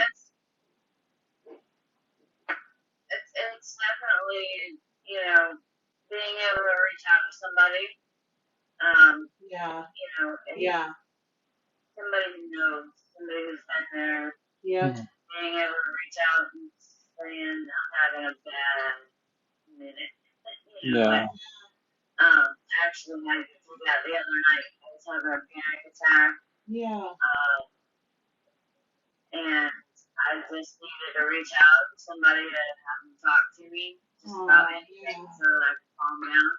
And I was able to do that. And I'm so I happy. didn't have that before. So, just enjoy people, Yeah. Well, you realize same, you realize that you are now on the side of where people are going to be learning from you, and you might be somebody that they contact for the very same reason, Mm-hmm. because they feel the connection to you, that because we all understand there's a connection that we all have in this chronic conditions, but you'll find the ones that are specific to what you have, and I mean that's just so beautiful. So right now you are reaching out, and there's someone that's going to see it, whether it's here or on YouTube or another time that you're on with us, Mm-hmm. and they're going to think, Where has Laurel been? I'm not kidding. Yeah. And that's, I didn't know there was a Laurel out there, you know? So it's just, you're gonna be the flip side of it too, It's worth the risk to put yourself out there. That's what I would say about that. 1,000% in my head. Because what you gain is so much more than anything that you may lose. Absolutely.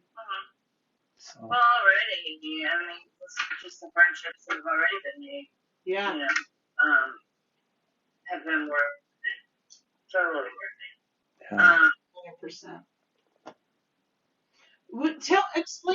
Talk about, because I'm with you on this. When you mentioned anxiety, so you can't have a physical chronic condition that is pretty, especially when it's serious, severe, and not have mental conditions that come along with it. So you mentioned anxiety. Are there any others that you find yourself needing to deal with, even if it's not daily? You mean like depression and stuff, or Depression is there. Yeah, Yeah, depression, I mean, anxiety, depression is two big there. ones. Yeah. The anxiety is mostly, you know, mostly only the attacks only happen when my pain is so bad that it's literally taking my breath away. Yeah. And that happens quite a bit lately. It's getting worse. Oh my But gosh. there's depression. There's the feeling like you're a burden. There's the, Yeah. want to be independent so bad, and I don't mean independent like by myself. I just mean I want to put my own socks on. Yeah. I want to put my own shoes on. I want to do it myself, and I can't. So I have to rely on my husband, and as much as I want him, I would like to be able to do those things. Sometimes those feelings and the hopelessness and the helplessness, and Yeah. it all kind of ties in together, I guess. Mm-hmm. And it's a daily battle, Yeah. 100%. Most mornings I wake up and I'm in tears just because I had to wake up. Yeah. Not because I don't want to wake up, but just because, it feels like you wake up and a wall just runs smack into you. Because all the pain is suddenly there when you were feeling it when you were sleeping. Yeah. But now you're awake and all of a sudden it's like just rushing at you. Mornings are bad. Really bad. Mornings are bad. I agree. Mornings are Yeah. rough. Yeah, they are. Because we don't have time. The pain doesn't, and I'm just speaking of physical pain here with Laurel, but like I totally get what you're saying.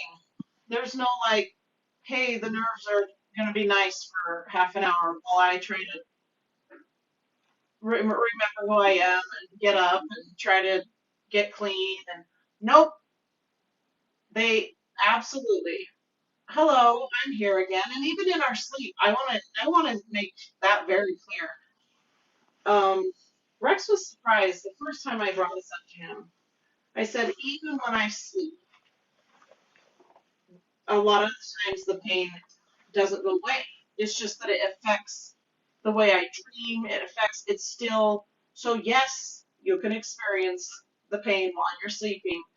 And then there's times where if I don't sleep pretty much straight through for 3 to 4 days, then you experience kind of this pass out of sleeping, and it's hard because your body finally just, I can't do this anymore. I'm fighting, but I can't get sleep. And that would be maybe like a 2 hour thing for me, but it's hard to pass out. Like truly, And it's never long enough. We never can catch up on rest. So that's something to understand too. I'm, Go ahead. how much of your responses and reactions to things that you're going through day to day with people is more of a reaction to what your body is experiencing and not so much the things outside of yourself, right? So I'm just going to use it. If you know, even the healthiest of people as they're interacting with people, whether it's in the store or at work or in relationships, there's a myriad of normal things that can be challenging in terms of trying to make the best of those experiences, whether that's, hey, that person was a little bit, rude to me and that drives through and God, and you kind of, let that slide, but it kind of bothers, whatever. There's all that stuff that's just going to kind of happen. And, and, and we all kind of react to that depending on the degree of seriousness that was associated with that person and whatever decision they made, right? Whether they were a really, really bad jerk or maybe they just had a little bit of irritation or whatever. How much, I mean, talk to me about how much of the reaction to your surroundings is more have to do with just reacting to what you're going through and not as much, you know what I mean? It's something that fascinates me. Not as Like much as as what far the as world like, brings in. Yeah, like like hanging out around people who, yeah, I try really hard not to. And because if I did that, I would be fighting everyone. Yeah. So I try not to. We try to keep the. We try to keep. I really try not to limit. Just kind of have to store it under, whatever. Which is a whole nother level. Not take it out. Especially with the people that are close to me. Yeah. Now, if it's someone I don't know and you catch me on the right day and you're rude to me, I'm probably going to say, hey, yeah, like no talk, like right. I mean, it's like. But I try really hard. I make a conscious not to take it out on you. I think that's so unfair. I hate that is something that you guys have had to do Because with. it's a whole nother layer of exhaustion Yeah, and it's just not. energy. It's just not We fair have that to. you guys have to feel like that you've got to shoulder that weight of, oh, I've got to, on top of just coping with this that can never just go away. I now need to behave. Yeah, yeah. That's a tough one. Yeah. It's The world's brutal. I could very easily go out and get my aggression out. Well, I try to cage the. yeah. What are That's what some? I was trying to say. Cage the inner Yeah. animal that's What like building. What are some things that you do that helps you with that? I don't go places. Yeah. Oh, I stay away from them. I don't go by people. Well, it's a risk that it's.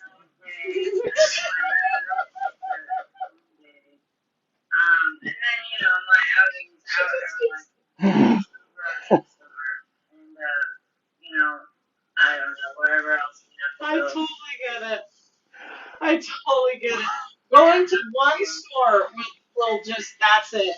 I just stay away That's from it. Walmart. Well, it's hard. Especially No the offense, one Walmart. store that we go to.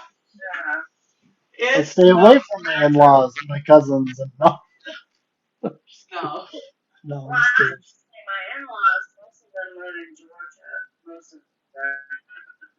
Oh, so she's like, oh, she just sits there. Yeah, Family lives in Georgia. but I hear you. I hear you. That was too good, though. You choose your battles is what you're kind of getting at. Yep, absolutely. You have to, because if you don't, there's nothing left. There's not going to be anything left. Not to mention the fact that I have a little cat sanctuary going on Yeah. out here where I'm at. I'm up to 34. Cats? Are? Do you just, are you, They're not inside cats, they're outside cats. And they're all just people dump animals out here all the time. So Yeah. I have accumulated 36 cats that we take care of. We feed them, take them to the vet. oh, Wow. You know, you remind me of Rex's sister. an obligation. Lori can't turn down an It animal. gives me more of a reason to get up out of bed than anything else. You know? They Yeah. want to see me. They want to hang out with me. Hey, you guys, my phone, last I time, have got to move. go I ahead. gotta move real quick out into the room because my husband has to go to bed. Okay.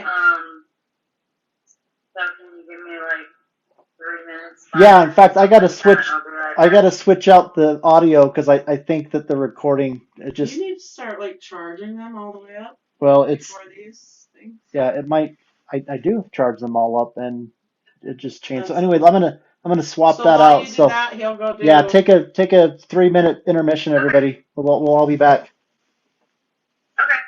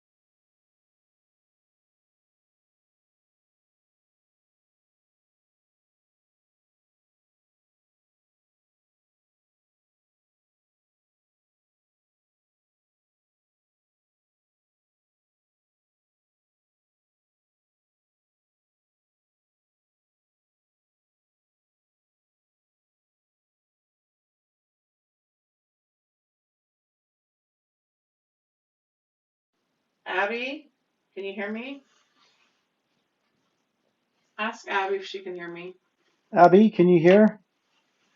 I can hear. It's echoing in my ears, so we're good.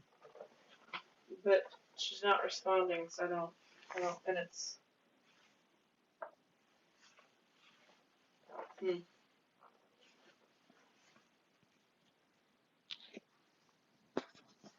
Um, do any of you have any more questions for Laurel while she's out? About her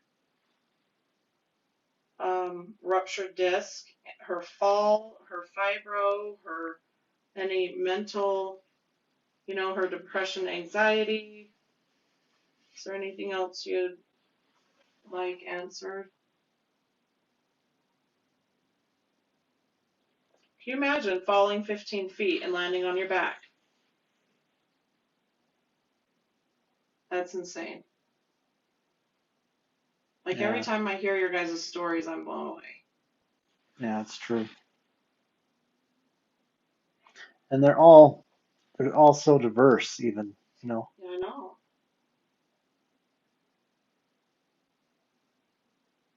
I don't like ladders. I decided. Maybe Julie can give What's the thumbs up with the audio? I keep Julie or Abby. Can you hear anything? We must.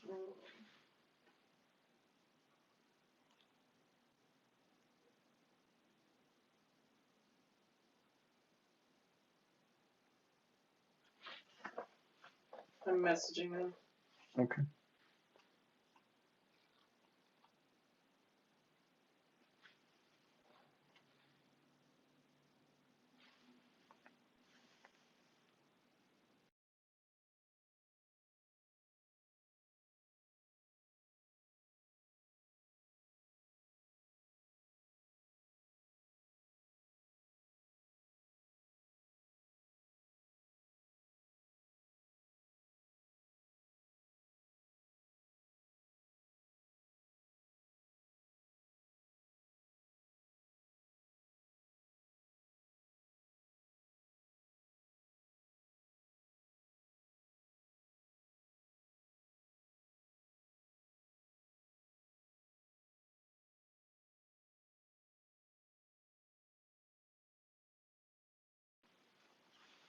They should be able to hear. Yep, I can hear it.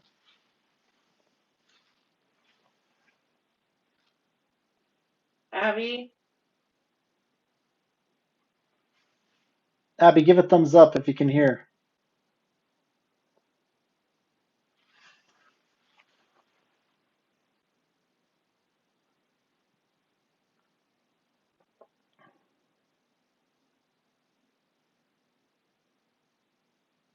Ellen just joined. She would. it's.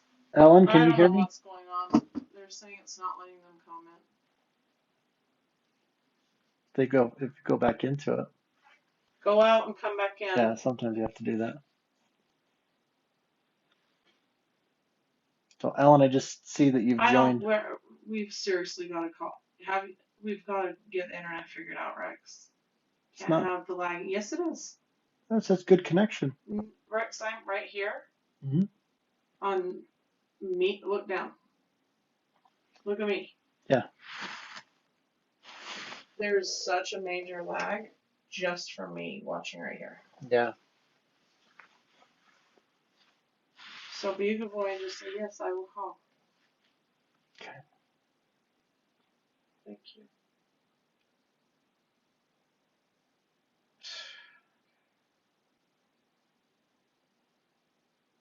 Yep. Ellen's joined. Julie said, "Did you just come back in?" I know. So there she is.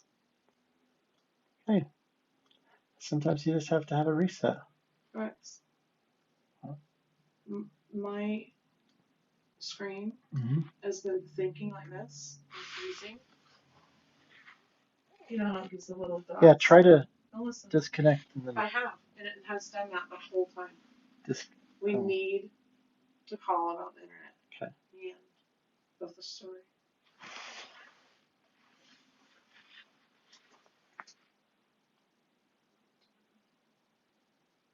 See if this shows up. And then I'll make a comment, and a lot of times I don't see it for a while. Mm-hmm.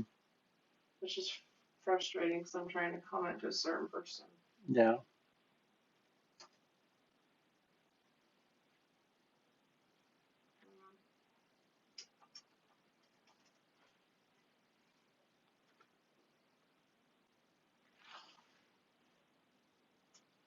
We're just giving Laurel a minute here, you guys. Head on over to our YouTube, which we are also naming Spoonful of Sugar. See that on the screen? That's our YouTube, right? Well, yep. Actually, let me refresh it because it should be something different here.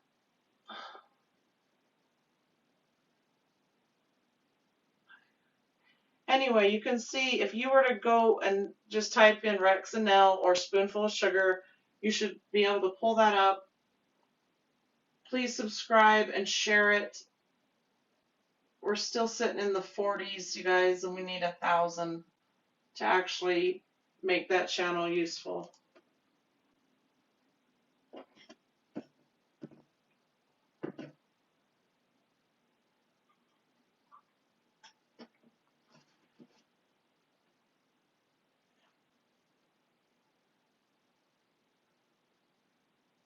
For those that are possibly just coming in, we've been talking to Laurel about the conditions she faces and the daily pains that she goes through.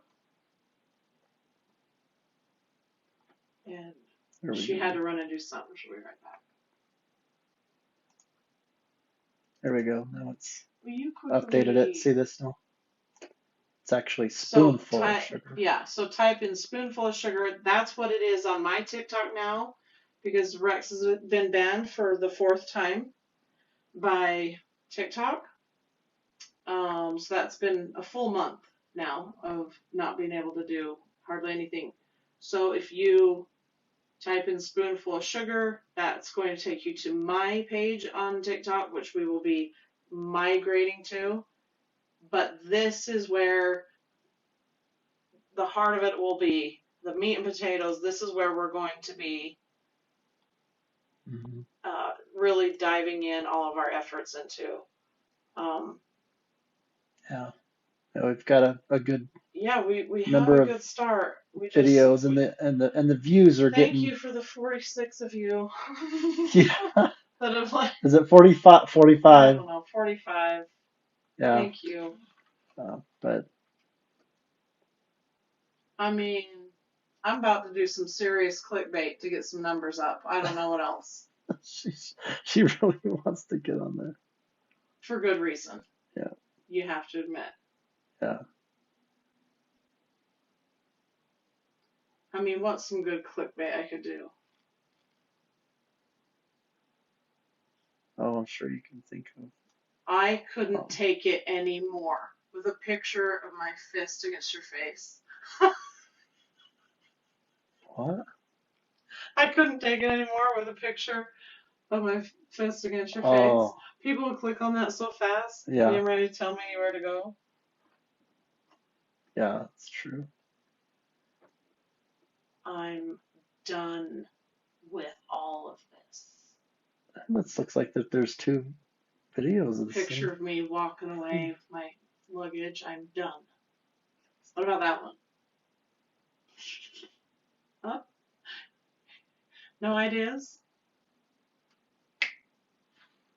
Huh?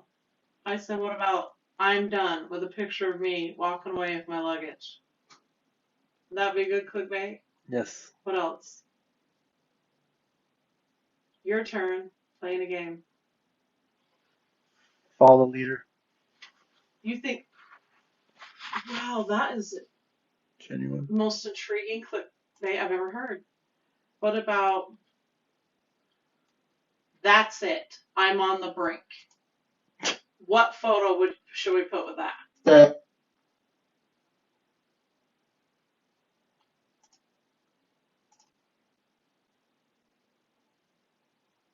Just put a photo of me getting up in the morning. That would be scary enough. That's it. I've had it. I'm on the brink. I'm on the brink.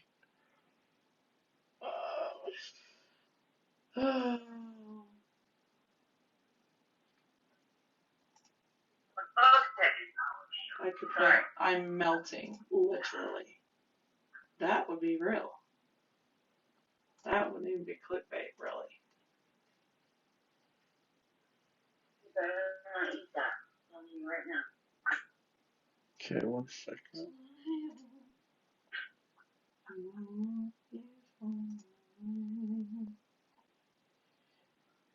That was interesting. We had 2 Misty Marvin videos. Where's Laurel at? Because I can hear her, but Yep. you're not letting me see her. Let's come back on. There. Here we go. What's your problem, I had 2 Misty Marvin videos out there on YouTube, and I deleted one of them. So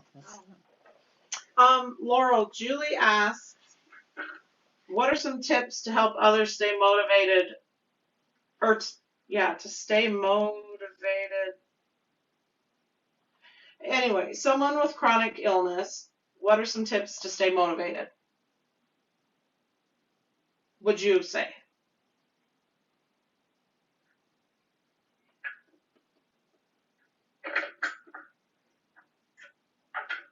I think it's probably the strongest motivation is just going to be individuals. I mean, it varies, you know, I think, to Yeah. different things that motivate different people. And on different days too. Day by day. Yeah, I just said on different days it could change. You just have to find something that motivates you and stick with it, you know? Yep. I think it varies from individual. I don't think it's one that I can group. You know? I would agree. And I'll bring this up again. Some days for me my reasons are going to slightly change. So depending on the day, I might have a different motivation that kind of makes its way to the top and helps me get through. And I don't even like saying day by day, because honestly, for me, it's hour to hour. And for many of you, it's hour to hour. There's no day to day. Mm-hmm.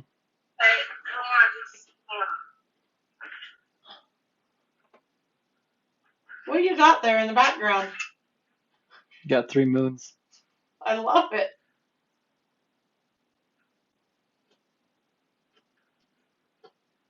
Is that your artwork? She went behind the curtain. Laurel, Laurel, you taking a nap on us? She snuck behind the curtain there. She's like, maybe if they can't see me, they'll stop asking questions. It worked before. Done. Hide away. Run away. Sorry. She's like, no, that's it every time. I'll be right back. You're fine. That's hilarious. Coming to you live. She's just pulling a Nell. She's like, well, no, just to hide. So true.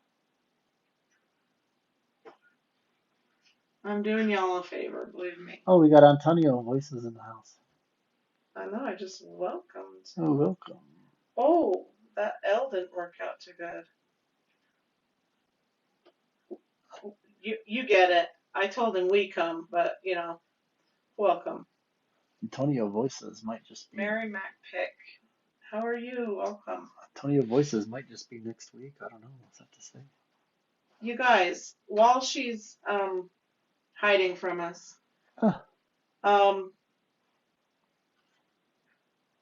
please, if you would like to share your story, and let me just say, we would love it for you to be on and share your story, like Laurel's doing right now. Mm-hmm.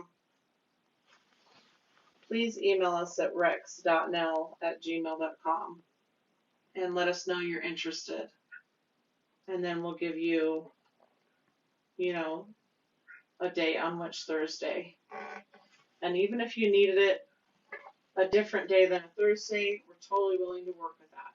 And Nell brings up a good point in that we're trying to get into a pattern where we've got enough people decided already so that we even know them, not only during this live where we could talk about who's next, but the next day after, that we actually start getting into, we're posting that early about, you know, so what we would like is whoever we want to have. I would like, the ultimate goal is to know who's coming on for the next 2 months. That way, the next day, so that it would be tomorrow after Laurel's, not only thanking Laurel, a post about thanking her and what she has, so that people can click on her if they feel this connection with her, but also your picture would be the next post, and so that people will have time to look at your account if you've got one. Get to know you a little bit. Like, who's this person? To know a little bit, to know what we're already going to talk about, to be prepared, and they'll have a good 5-6 days to do that with. the reason we have struggled is because of the banning and the banning and the banning and the banning 4 times. Yeah, but We've not been able to do those posts. I've been able to do a good post. Yeah, we've started moving things to mine, which Spoonful of he sugar. has almost 7,000. I have barely over 100, but we just have to do that way. So please, if you haven't joined Spoonful of Sugar either on TikTok or YouTube, please do that. Yeah, go. Because we will be doing a completely separate giveaway for people that have joined both and shared with their friends, whether it's on Facebook or Instagram. Please come join, Spoonful of Sugar's TikTok and YouTube, and let's get them, Yeah, really. let's get this going. That will be a whole different giveaway, and that one will be an amazing one. Yeah, So, and I love that the Spoonful of Sugar is formally coming to yes. the identification of the channel and I mean, you've got your Rex and Nell so that oh, okay, that's Rex and Nell, but Spoonful of Sugar is really, Even our PO box is named Spoonful of Sugar. and PO Chronic Box. Pain and Suffering Awareness. I'm going to type our PO box that we have now in the live. Yeah. And we want to start a postcard wall from all of you. And on your postcard, just write, a few things the few main things that you deal with.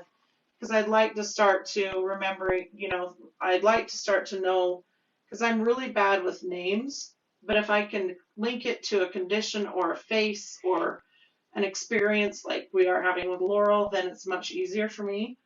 Um, or anything else, if you have something that you're really proud of and you want shared, send it to us. We'd love to feature it. Especially if it's something that you send to us before you come on here. We'd love to say, look, this is a talent that they have. This is something that they love to do when they're not so much in pain, or this is something that even they used to do and want to get back to. Any way that we can help support you, we're going to try to find any way possible to do that. Absolutely. And Laurel, I know that this can kind of take its toll being on here, and we want to have you kind of get a break. Is there anything before we get into just the last week? Yeah. With the cats, sorry. No, that's okay. Don't apologize. No, yeah, Life happens. Don't apologize. I just wanted to just, is there anything else that you wanted to kind of share about, your experience or what message that if you were to reach out to people that are starting to follow you and seeing how you have responded to all of this, what would you say to those people that are new to where you once was with all this?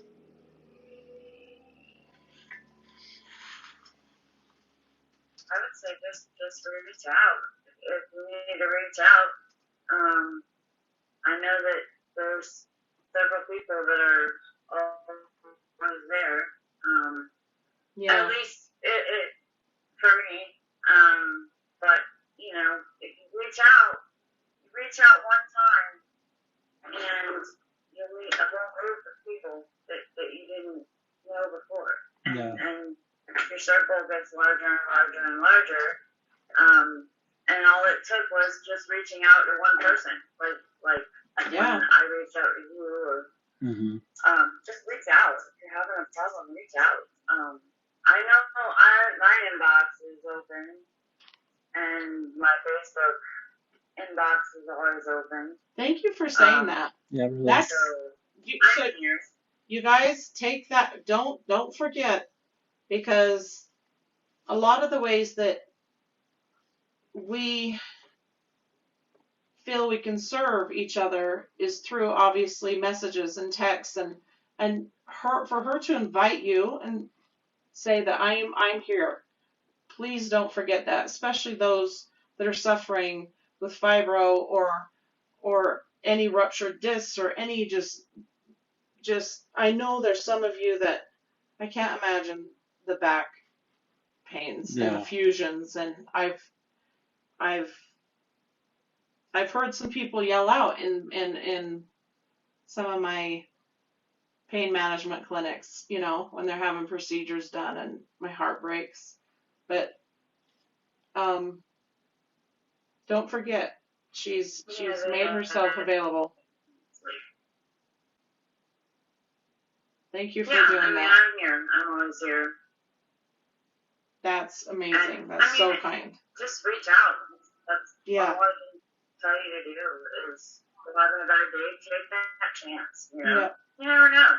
You never know where it's going to take. That's so true. First time you reach out, maybe it might not be worth it, but don't stop reaching out. Yes.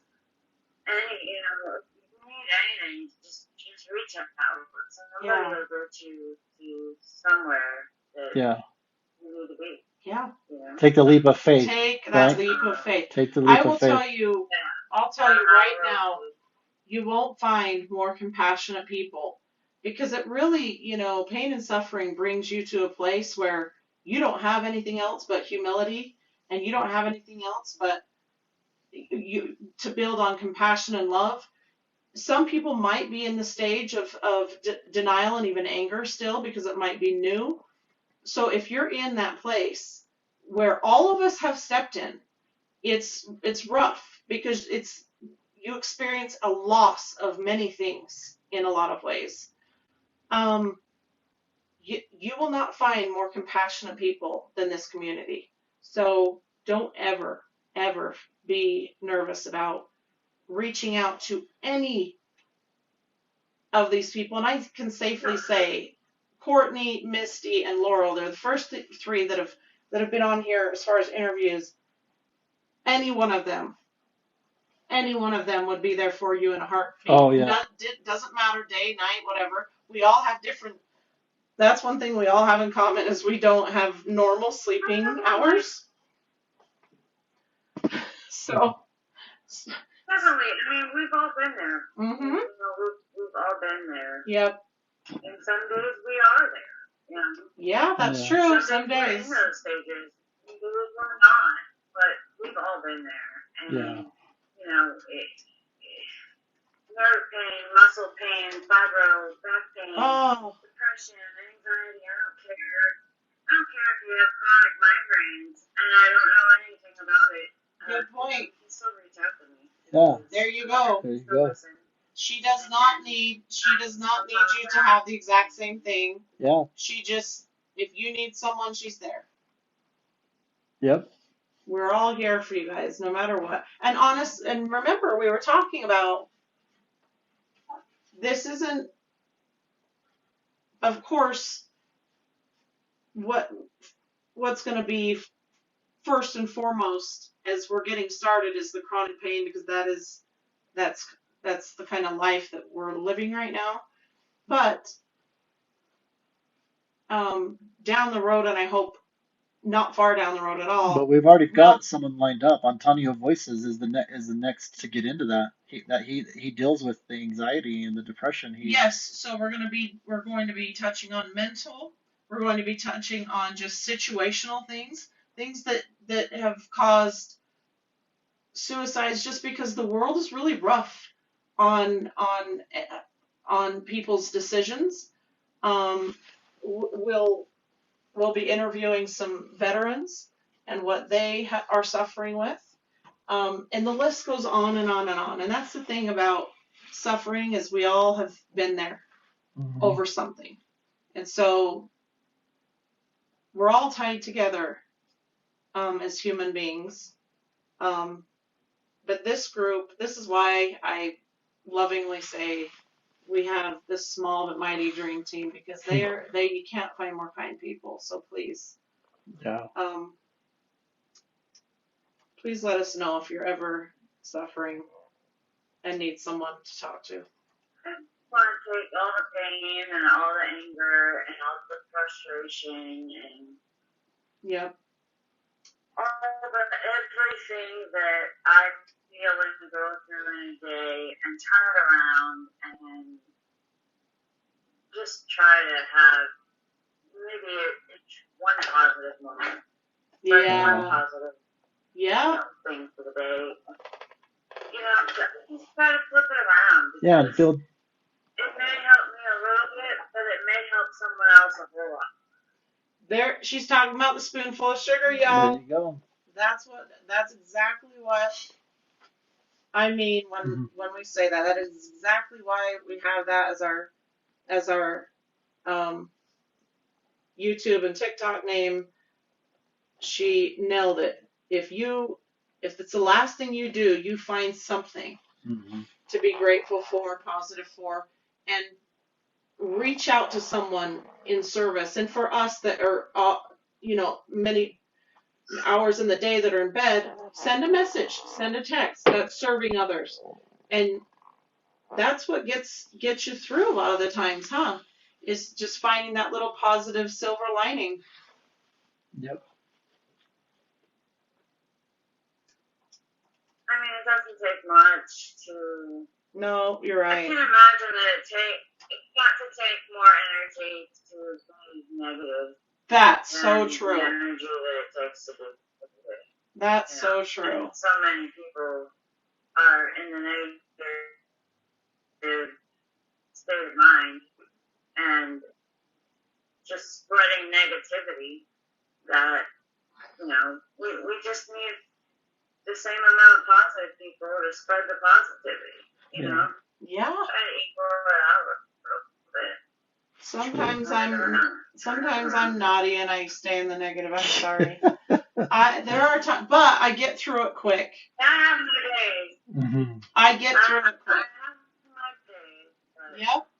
And if you're there, you guys, if you're having a negative moment, you're human. Don't beat yourself up. Get it out. Yeah. Get it out, and then go, okay, I needed that. Because sometimes we need to let go, and we need to literally almost vocally sometimes release something. And then we're like, okay, everybody's safe to approach me again. We're good. Come back. Yeah. We're gonna try. It's okay, Brian. Yeah. Yeah. Yeah, really. Some days all that happens all at once. Yeah. But, I'm fine. You can look at me now. Oh. Store's open again. Like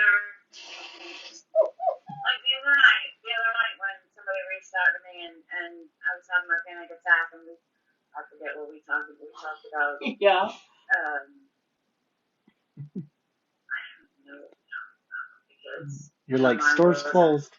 Wasn't right, So we just talked and 10 minutes later I was like, okay, I'm good if you want to go. Thanks for reaching out to me. Yeah. There's the door. I love you. An apple too much time, especially at 3 in the morning. We've got to make. Oh my gosh. Yes.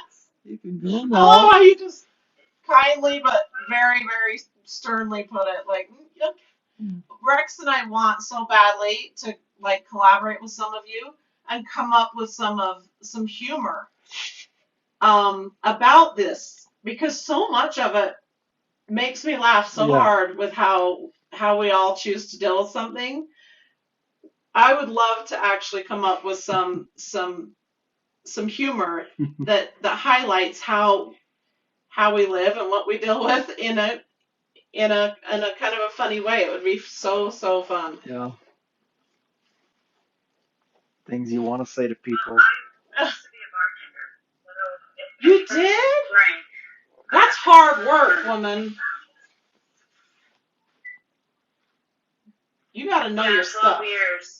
Really? Double shifts every weekend. It was hard work. Yeah, it is. And you have a lot more friends when you're in that's true. Like that.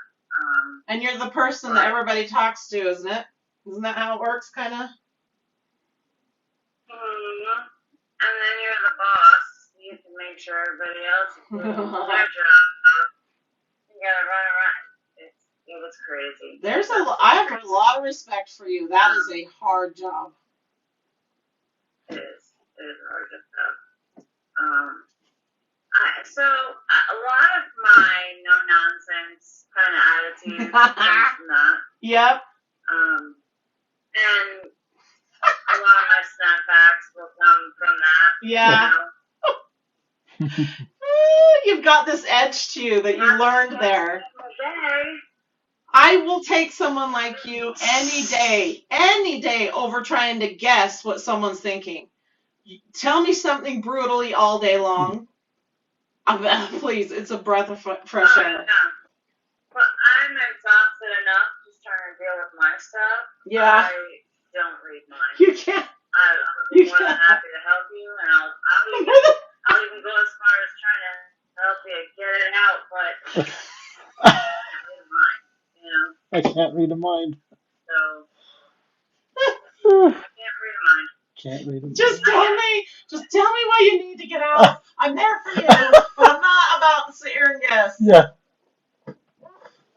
So you guys, remember how we said she's there for you? Just be real. Maybe we could make it a fun game of charades. Yeah. Message. Oh my gosh. That's why one of the reasons with YouTube is I love the panel, because you can get so many people on there and you can choose to be seen or not. Yeah. But it is so fun because it's just, like I said, you could watch a movie together, you could do crafts together, and whoever just happens to be speaking, it just automatically goes to their little square. Yeah, that'll be fun. But we could absolutely play games like that. Yeah. It would be so much fun. I don't think I've seen that on YouTube. Oh, and all we have to do is. Yeah, we're just barely starting. We'll get there. We'll have a lot of fun with it. Yes, we will. Oh my God. Well, should we? Thank you so much for all the time and energy you spent with us tonight, Laurel. You're such a blessing. Yeah, absolutely. Please don't forget to send your address, will you? Okay. Yeah. You said your PO box is in your bio? Yeah, our PO box is there, but you can just text me your address, because we need to send you. I think we send have a gift or something. We send a gift to anyone that comes on. So. And then I also put our PO box in the comments. But it's in our bio. But that's in our bio too. We just recently updated our bio, and even though there's always going to be. What is your favorite color? Puff pink, like the palest pink, which I don't know why chronic pain could not have been that. Just kidding. I will go ask. Yeah, he's gonna whoever that is. Whoever the decision maker. Puff pink or like a mint or a very light turquoise. Those are my favorite. Yeah. My favorite. Yeah. Rex. Yeah. Our house is a. We'll show you guys different parts of our house. Maybe as we start doing the YouTube vlogs, because I keep Rex busy. I love to decorate. I love to rethink things. Yeah. And I kind of want to do a room where you guys. Yeah, and painting and yeah. Putty and paint and such. Listen, he loves me. Yes. I told him the other night, I said, why do you have to be obsessed with me? I love and that. He died laughing so hard. Don't you love that flirting? Little. You gotta have the song in the background. Which one? There's a song for it. My Obsession? Didn't you start singing that, Rex? Yeah, My Obsession. That's a little naughty song though, so we gotta be careful. Oh yeah, very careful. You kind of trailed So off after my obsession. I just cut that short. Really, yeah. Yeah. Oh, you But guys, thank you so yeah, I much. we guess had a good it's time. better though. It's better that he'd be obsessed with you than I know. uninterested, right? That's right. I said it just That's for a right. laugh, but I didn't think he'd laugh that hard. He thinks I'm pretty I funny. love it. Sometimes I'm being totally serious, and he gets a kick out of it. But whatever, you know. Yes. I mean, I can't help it. I'm just who I am, and he can't get enough. I'm not sure how to get him off, but you know. Goes like that sometimes. I mean, It's just another thing we got to deal with, you know. But we love him. right? We love him. So, Yep. Yeah. do you mind if we ask what your husband's name is? Steve. Steve. Steve. He sounds like a pretty amazing guy. Yeah. Tell him hi for us. He's a pretty amazing guy. I never thought that I would marry a pastor's son. Really? I did. Wow. And he's a good guy. He takes That's care of me. awesome. That's good. Tell him hi for us. We'd love to Yeah, meet him. tell him I would love to meet Yeah, I him told him too. Yeah, he went to bed. That's why he has to work tomorrow. Yeah. See, this is why we need to do a meetup one day and be able to meet not just each other, but the people that are in the fight with us. That would be Yeah. such an honor to meet a big, huge group of you. That would be. It's Oh true. my gosh, that would be so much fun. Really cool. Really, really, really cool. That's a dream. That's literally a dream of mine. I don't see why we can't all just book a cruise for a couple years from now. Shoot. We can A have. cruise? Well, no, the reason I say that, I know it's a little lofty, but there's a couple YouTube channels that a big group of them, and they do a good year in advance so people can put their installments down or whatever. And I know that I'm talking to people that have a lot of medical bills, but just even, I'm just dreaming here because people do that. They get big groups and they just go on a cruise for a week. And I'm like, oh, I want to. Right? Even if we Yeah, just. my mother has gone on 4 or 5 cruises. Really? Shot glass. Ah! Not one. Have you been on one?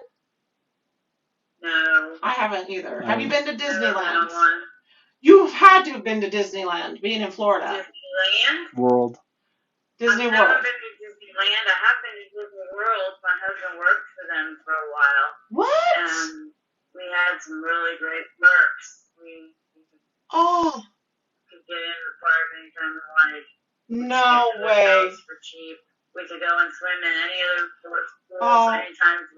I mean, we had some really nice perks. I miss those a lot. Yeah, he was a bus driver. I'm triple jealous. To the parks. I would love that. That's triple jealousy right there. Like, I would love doing that in the park. We are not right next door to Disney World either. We are 3 hours away from Disney World, so his round trip to and from work was. That's a lot of driving. Plus, he was driving as his job. I never saw him when he worked for Disney World.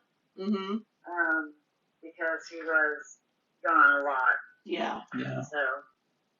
I've never been to Disneyland or Disney World, but our little grandbaby, you've seen our little granddaughter. Oh yeah. She already loves Disney when the castle comes on and it's, before the Disney show. She's only 7 months and she's hooked. And so I'm like, I would go to Disney just to watch her. Because I'll send you a video. I have a video of the fireworks show. Oh, really? That they do every night. She would die. Pictures from the parades and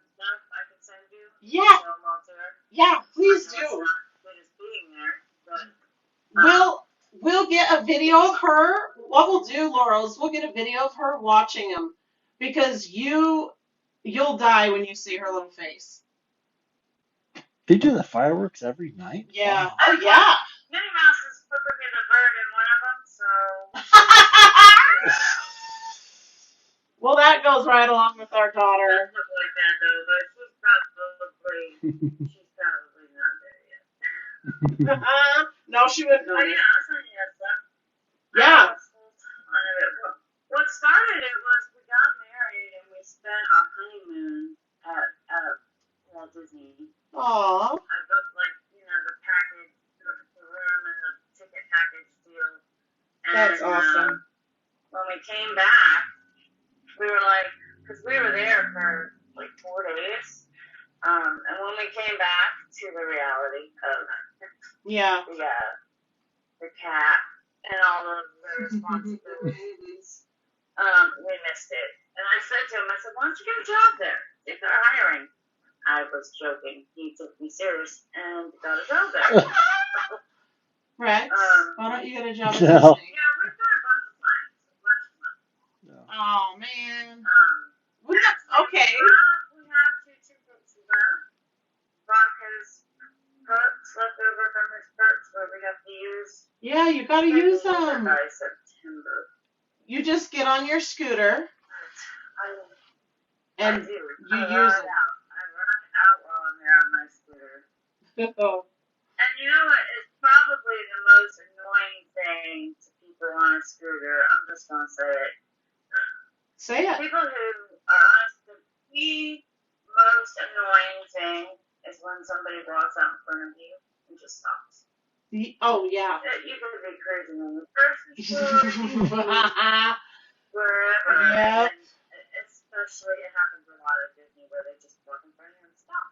Yeah. It's like, hey, I don't know. I'll try my brakes. Like, we'll see. Sometimes it stops in time, and sometimes I guess it doesn't. Like, some people just live with blinders on. I don't get it. But there have been times where I've been in pain and possibly could have not been aware of my surroundings. So I try to, okay, I don't know what kind of day you're having, but maybe just, I wouldn't trust my brakes. So, you know what I mean? Like, maybe when it's a moving vehicle, whether it's a scooter or not, maybe just don't trust that the brakes will work. yeah, I'm not allowed to drive. That would be a fun place to meet. Let's just all meet at, let's all meet in Disney World or Disneyland. That would be so fun. Yeah. In a really nice hotel. As long as it's somewhere I can drive, because I don't drive. Yeah, we'd have to do a few different meetups, which would be amazing. Amazing. Well, Thank you so much. thanks again, Laurel, for coming, and give our love to your husband, and Yeah, say hi to thank him. Steve for us. And send us the address. I told him he should come on here with me one day. Yeah. Just so he can kind of see from another perspective. Absolutely. What it looks like. Absolutely. In whatever way he's comfortable too. There's no right or wrong here, you know. So. Yeah, we talked to Courtney's husband. Yeah, but what I'm saying is, even if, like, where you like I am, where he just wants to talk, but we don't even have to see him. It just, Nancy. yeah, his input is absolutely valuable as someone that's a husband who loves you, is in love with you. He's also a caretaker. It gets very, very complicated, and for those that are in that spot, I have the deepest respect. Takes an amazing person. Oh yeah, I know it's difficult. But he's in love with you. We just start up and that's what it is on us. I'm sure you're worth it all and then some. I will definitely tell him. I asked him because I just got him to sign up for TikTok the other day. Oh yeah? I think it was because I just kept sending him funny stuff. Yeah. So finally he downloaded the app and he's like, alright. So I asked him when I came out here, I said, are you watching it? And he was like, I can watch it? Oh, yeah. He's learning. He's learning. He's learning. I'll give him lessons later. Just say welcome to the rabbit hole, because that's where we all get lost and we realize an hour went by before we blink. Yeah. It's true. TikTok's dangerous that way. Yeah. But it's because so many people are so stinking talented and funny. Yeah. That's true. Well, we are All right, very gang. blessed to know you, my friend. Try to have a peaceful night. Yeah, go get some rest. Give all 39, is it 39 kitties?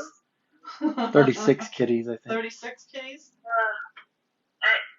Well, no, 34. Oh. Or Some of them are inside. I have a handful that are inside that I hand raised. yeah. I bottle fed them.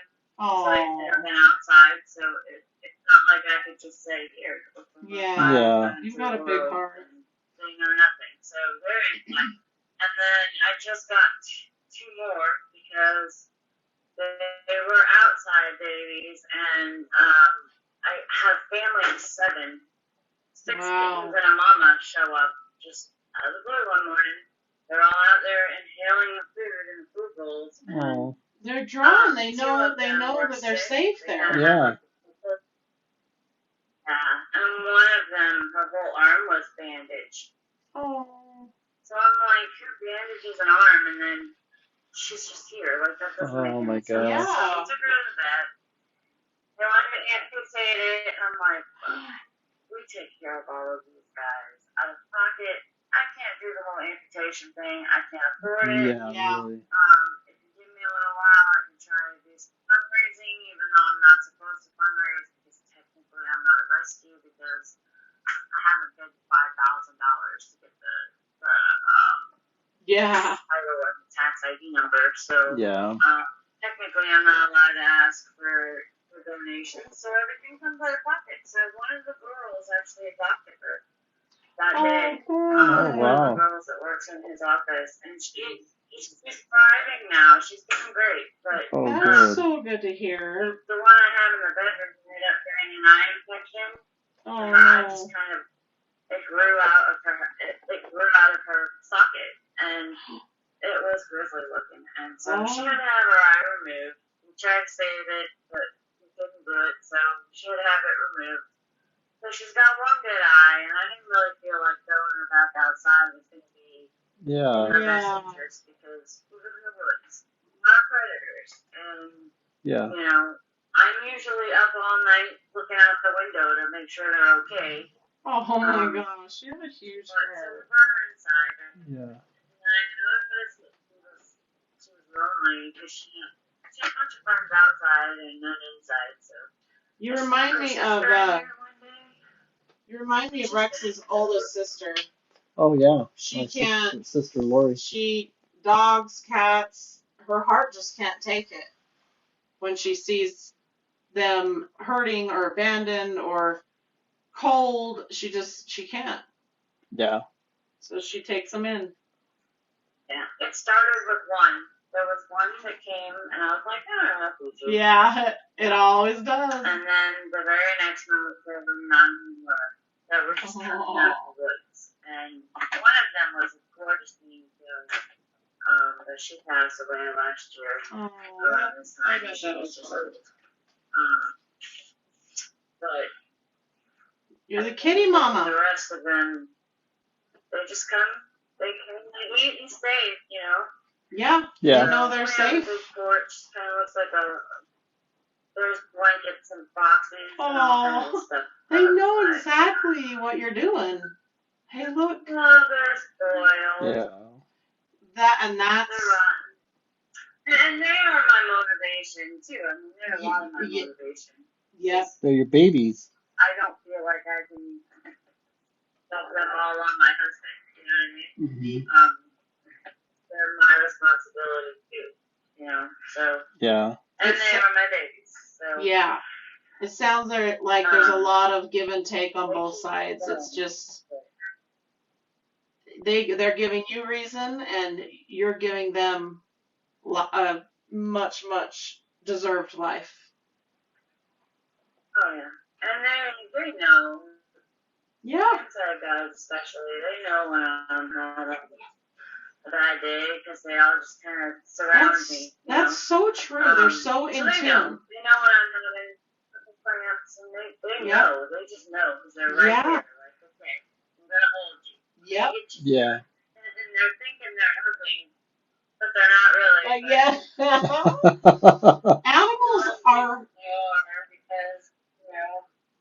Animals are so incredible that way. Yeah. We had a Netherland dwarf bunny, just the teeniest thing, and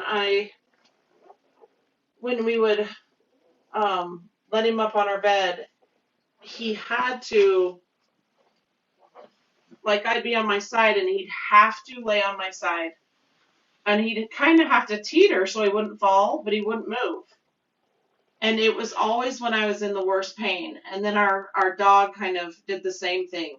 He would cry underneath the door until I'd let him in. Mm. They're so sensitive to what's going on in our bodies, just even chemical changes.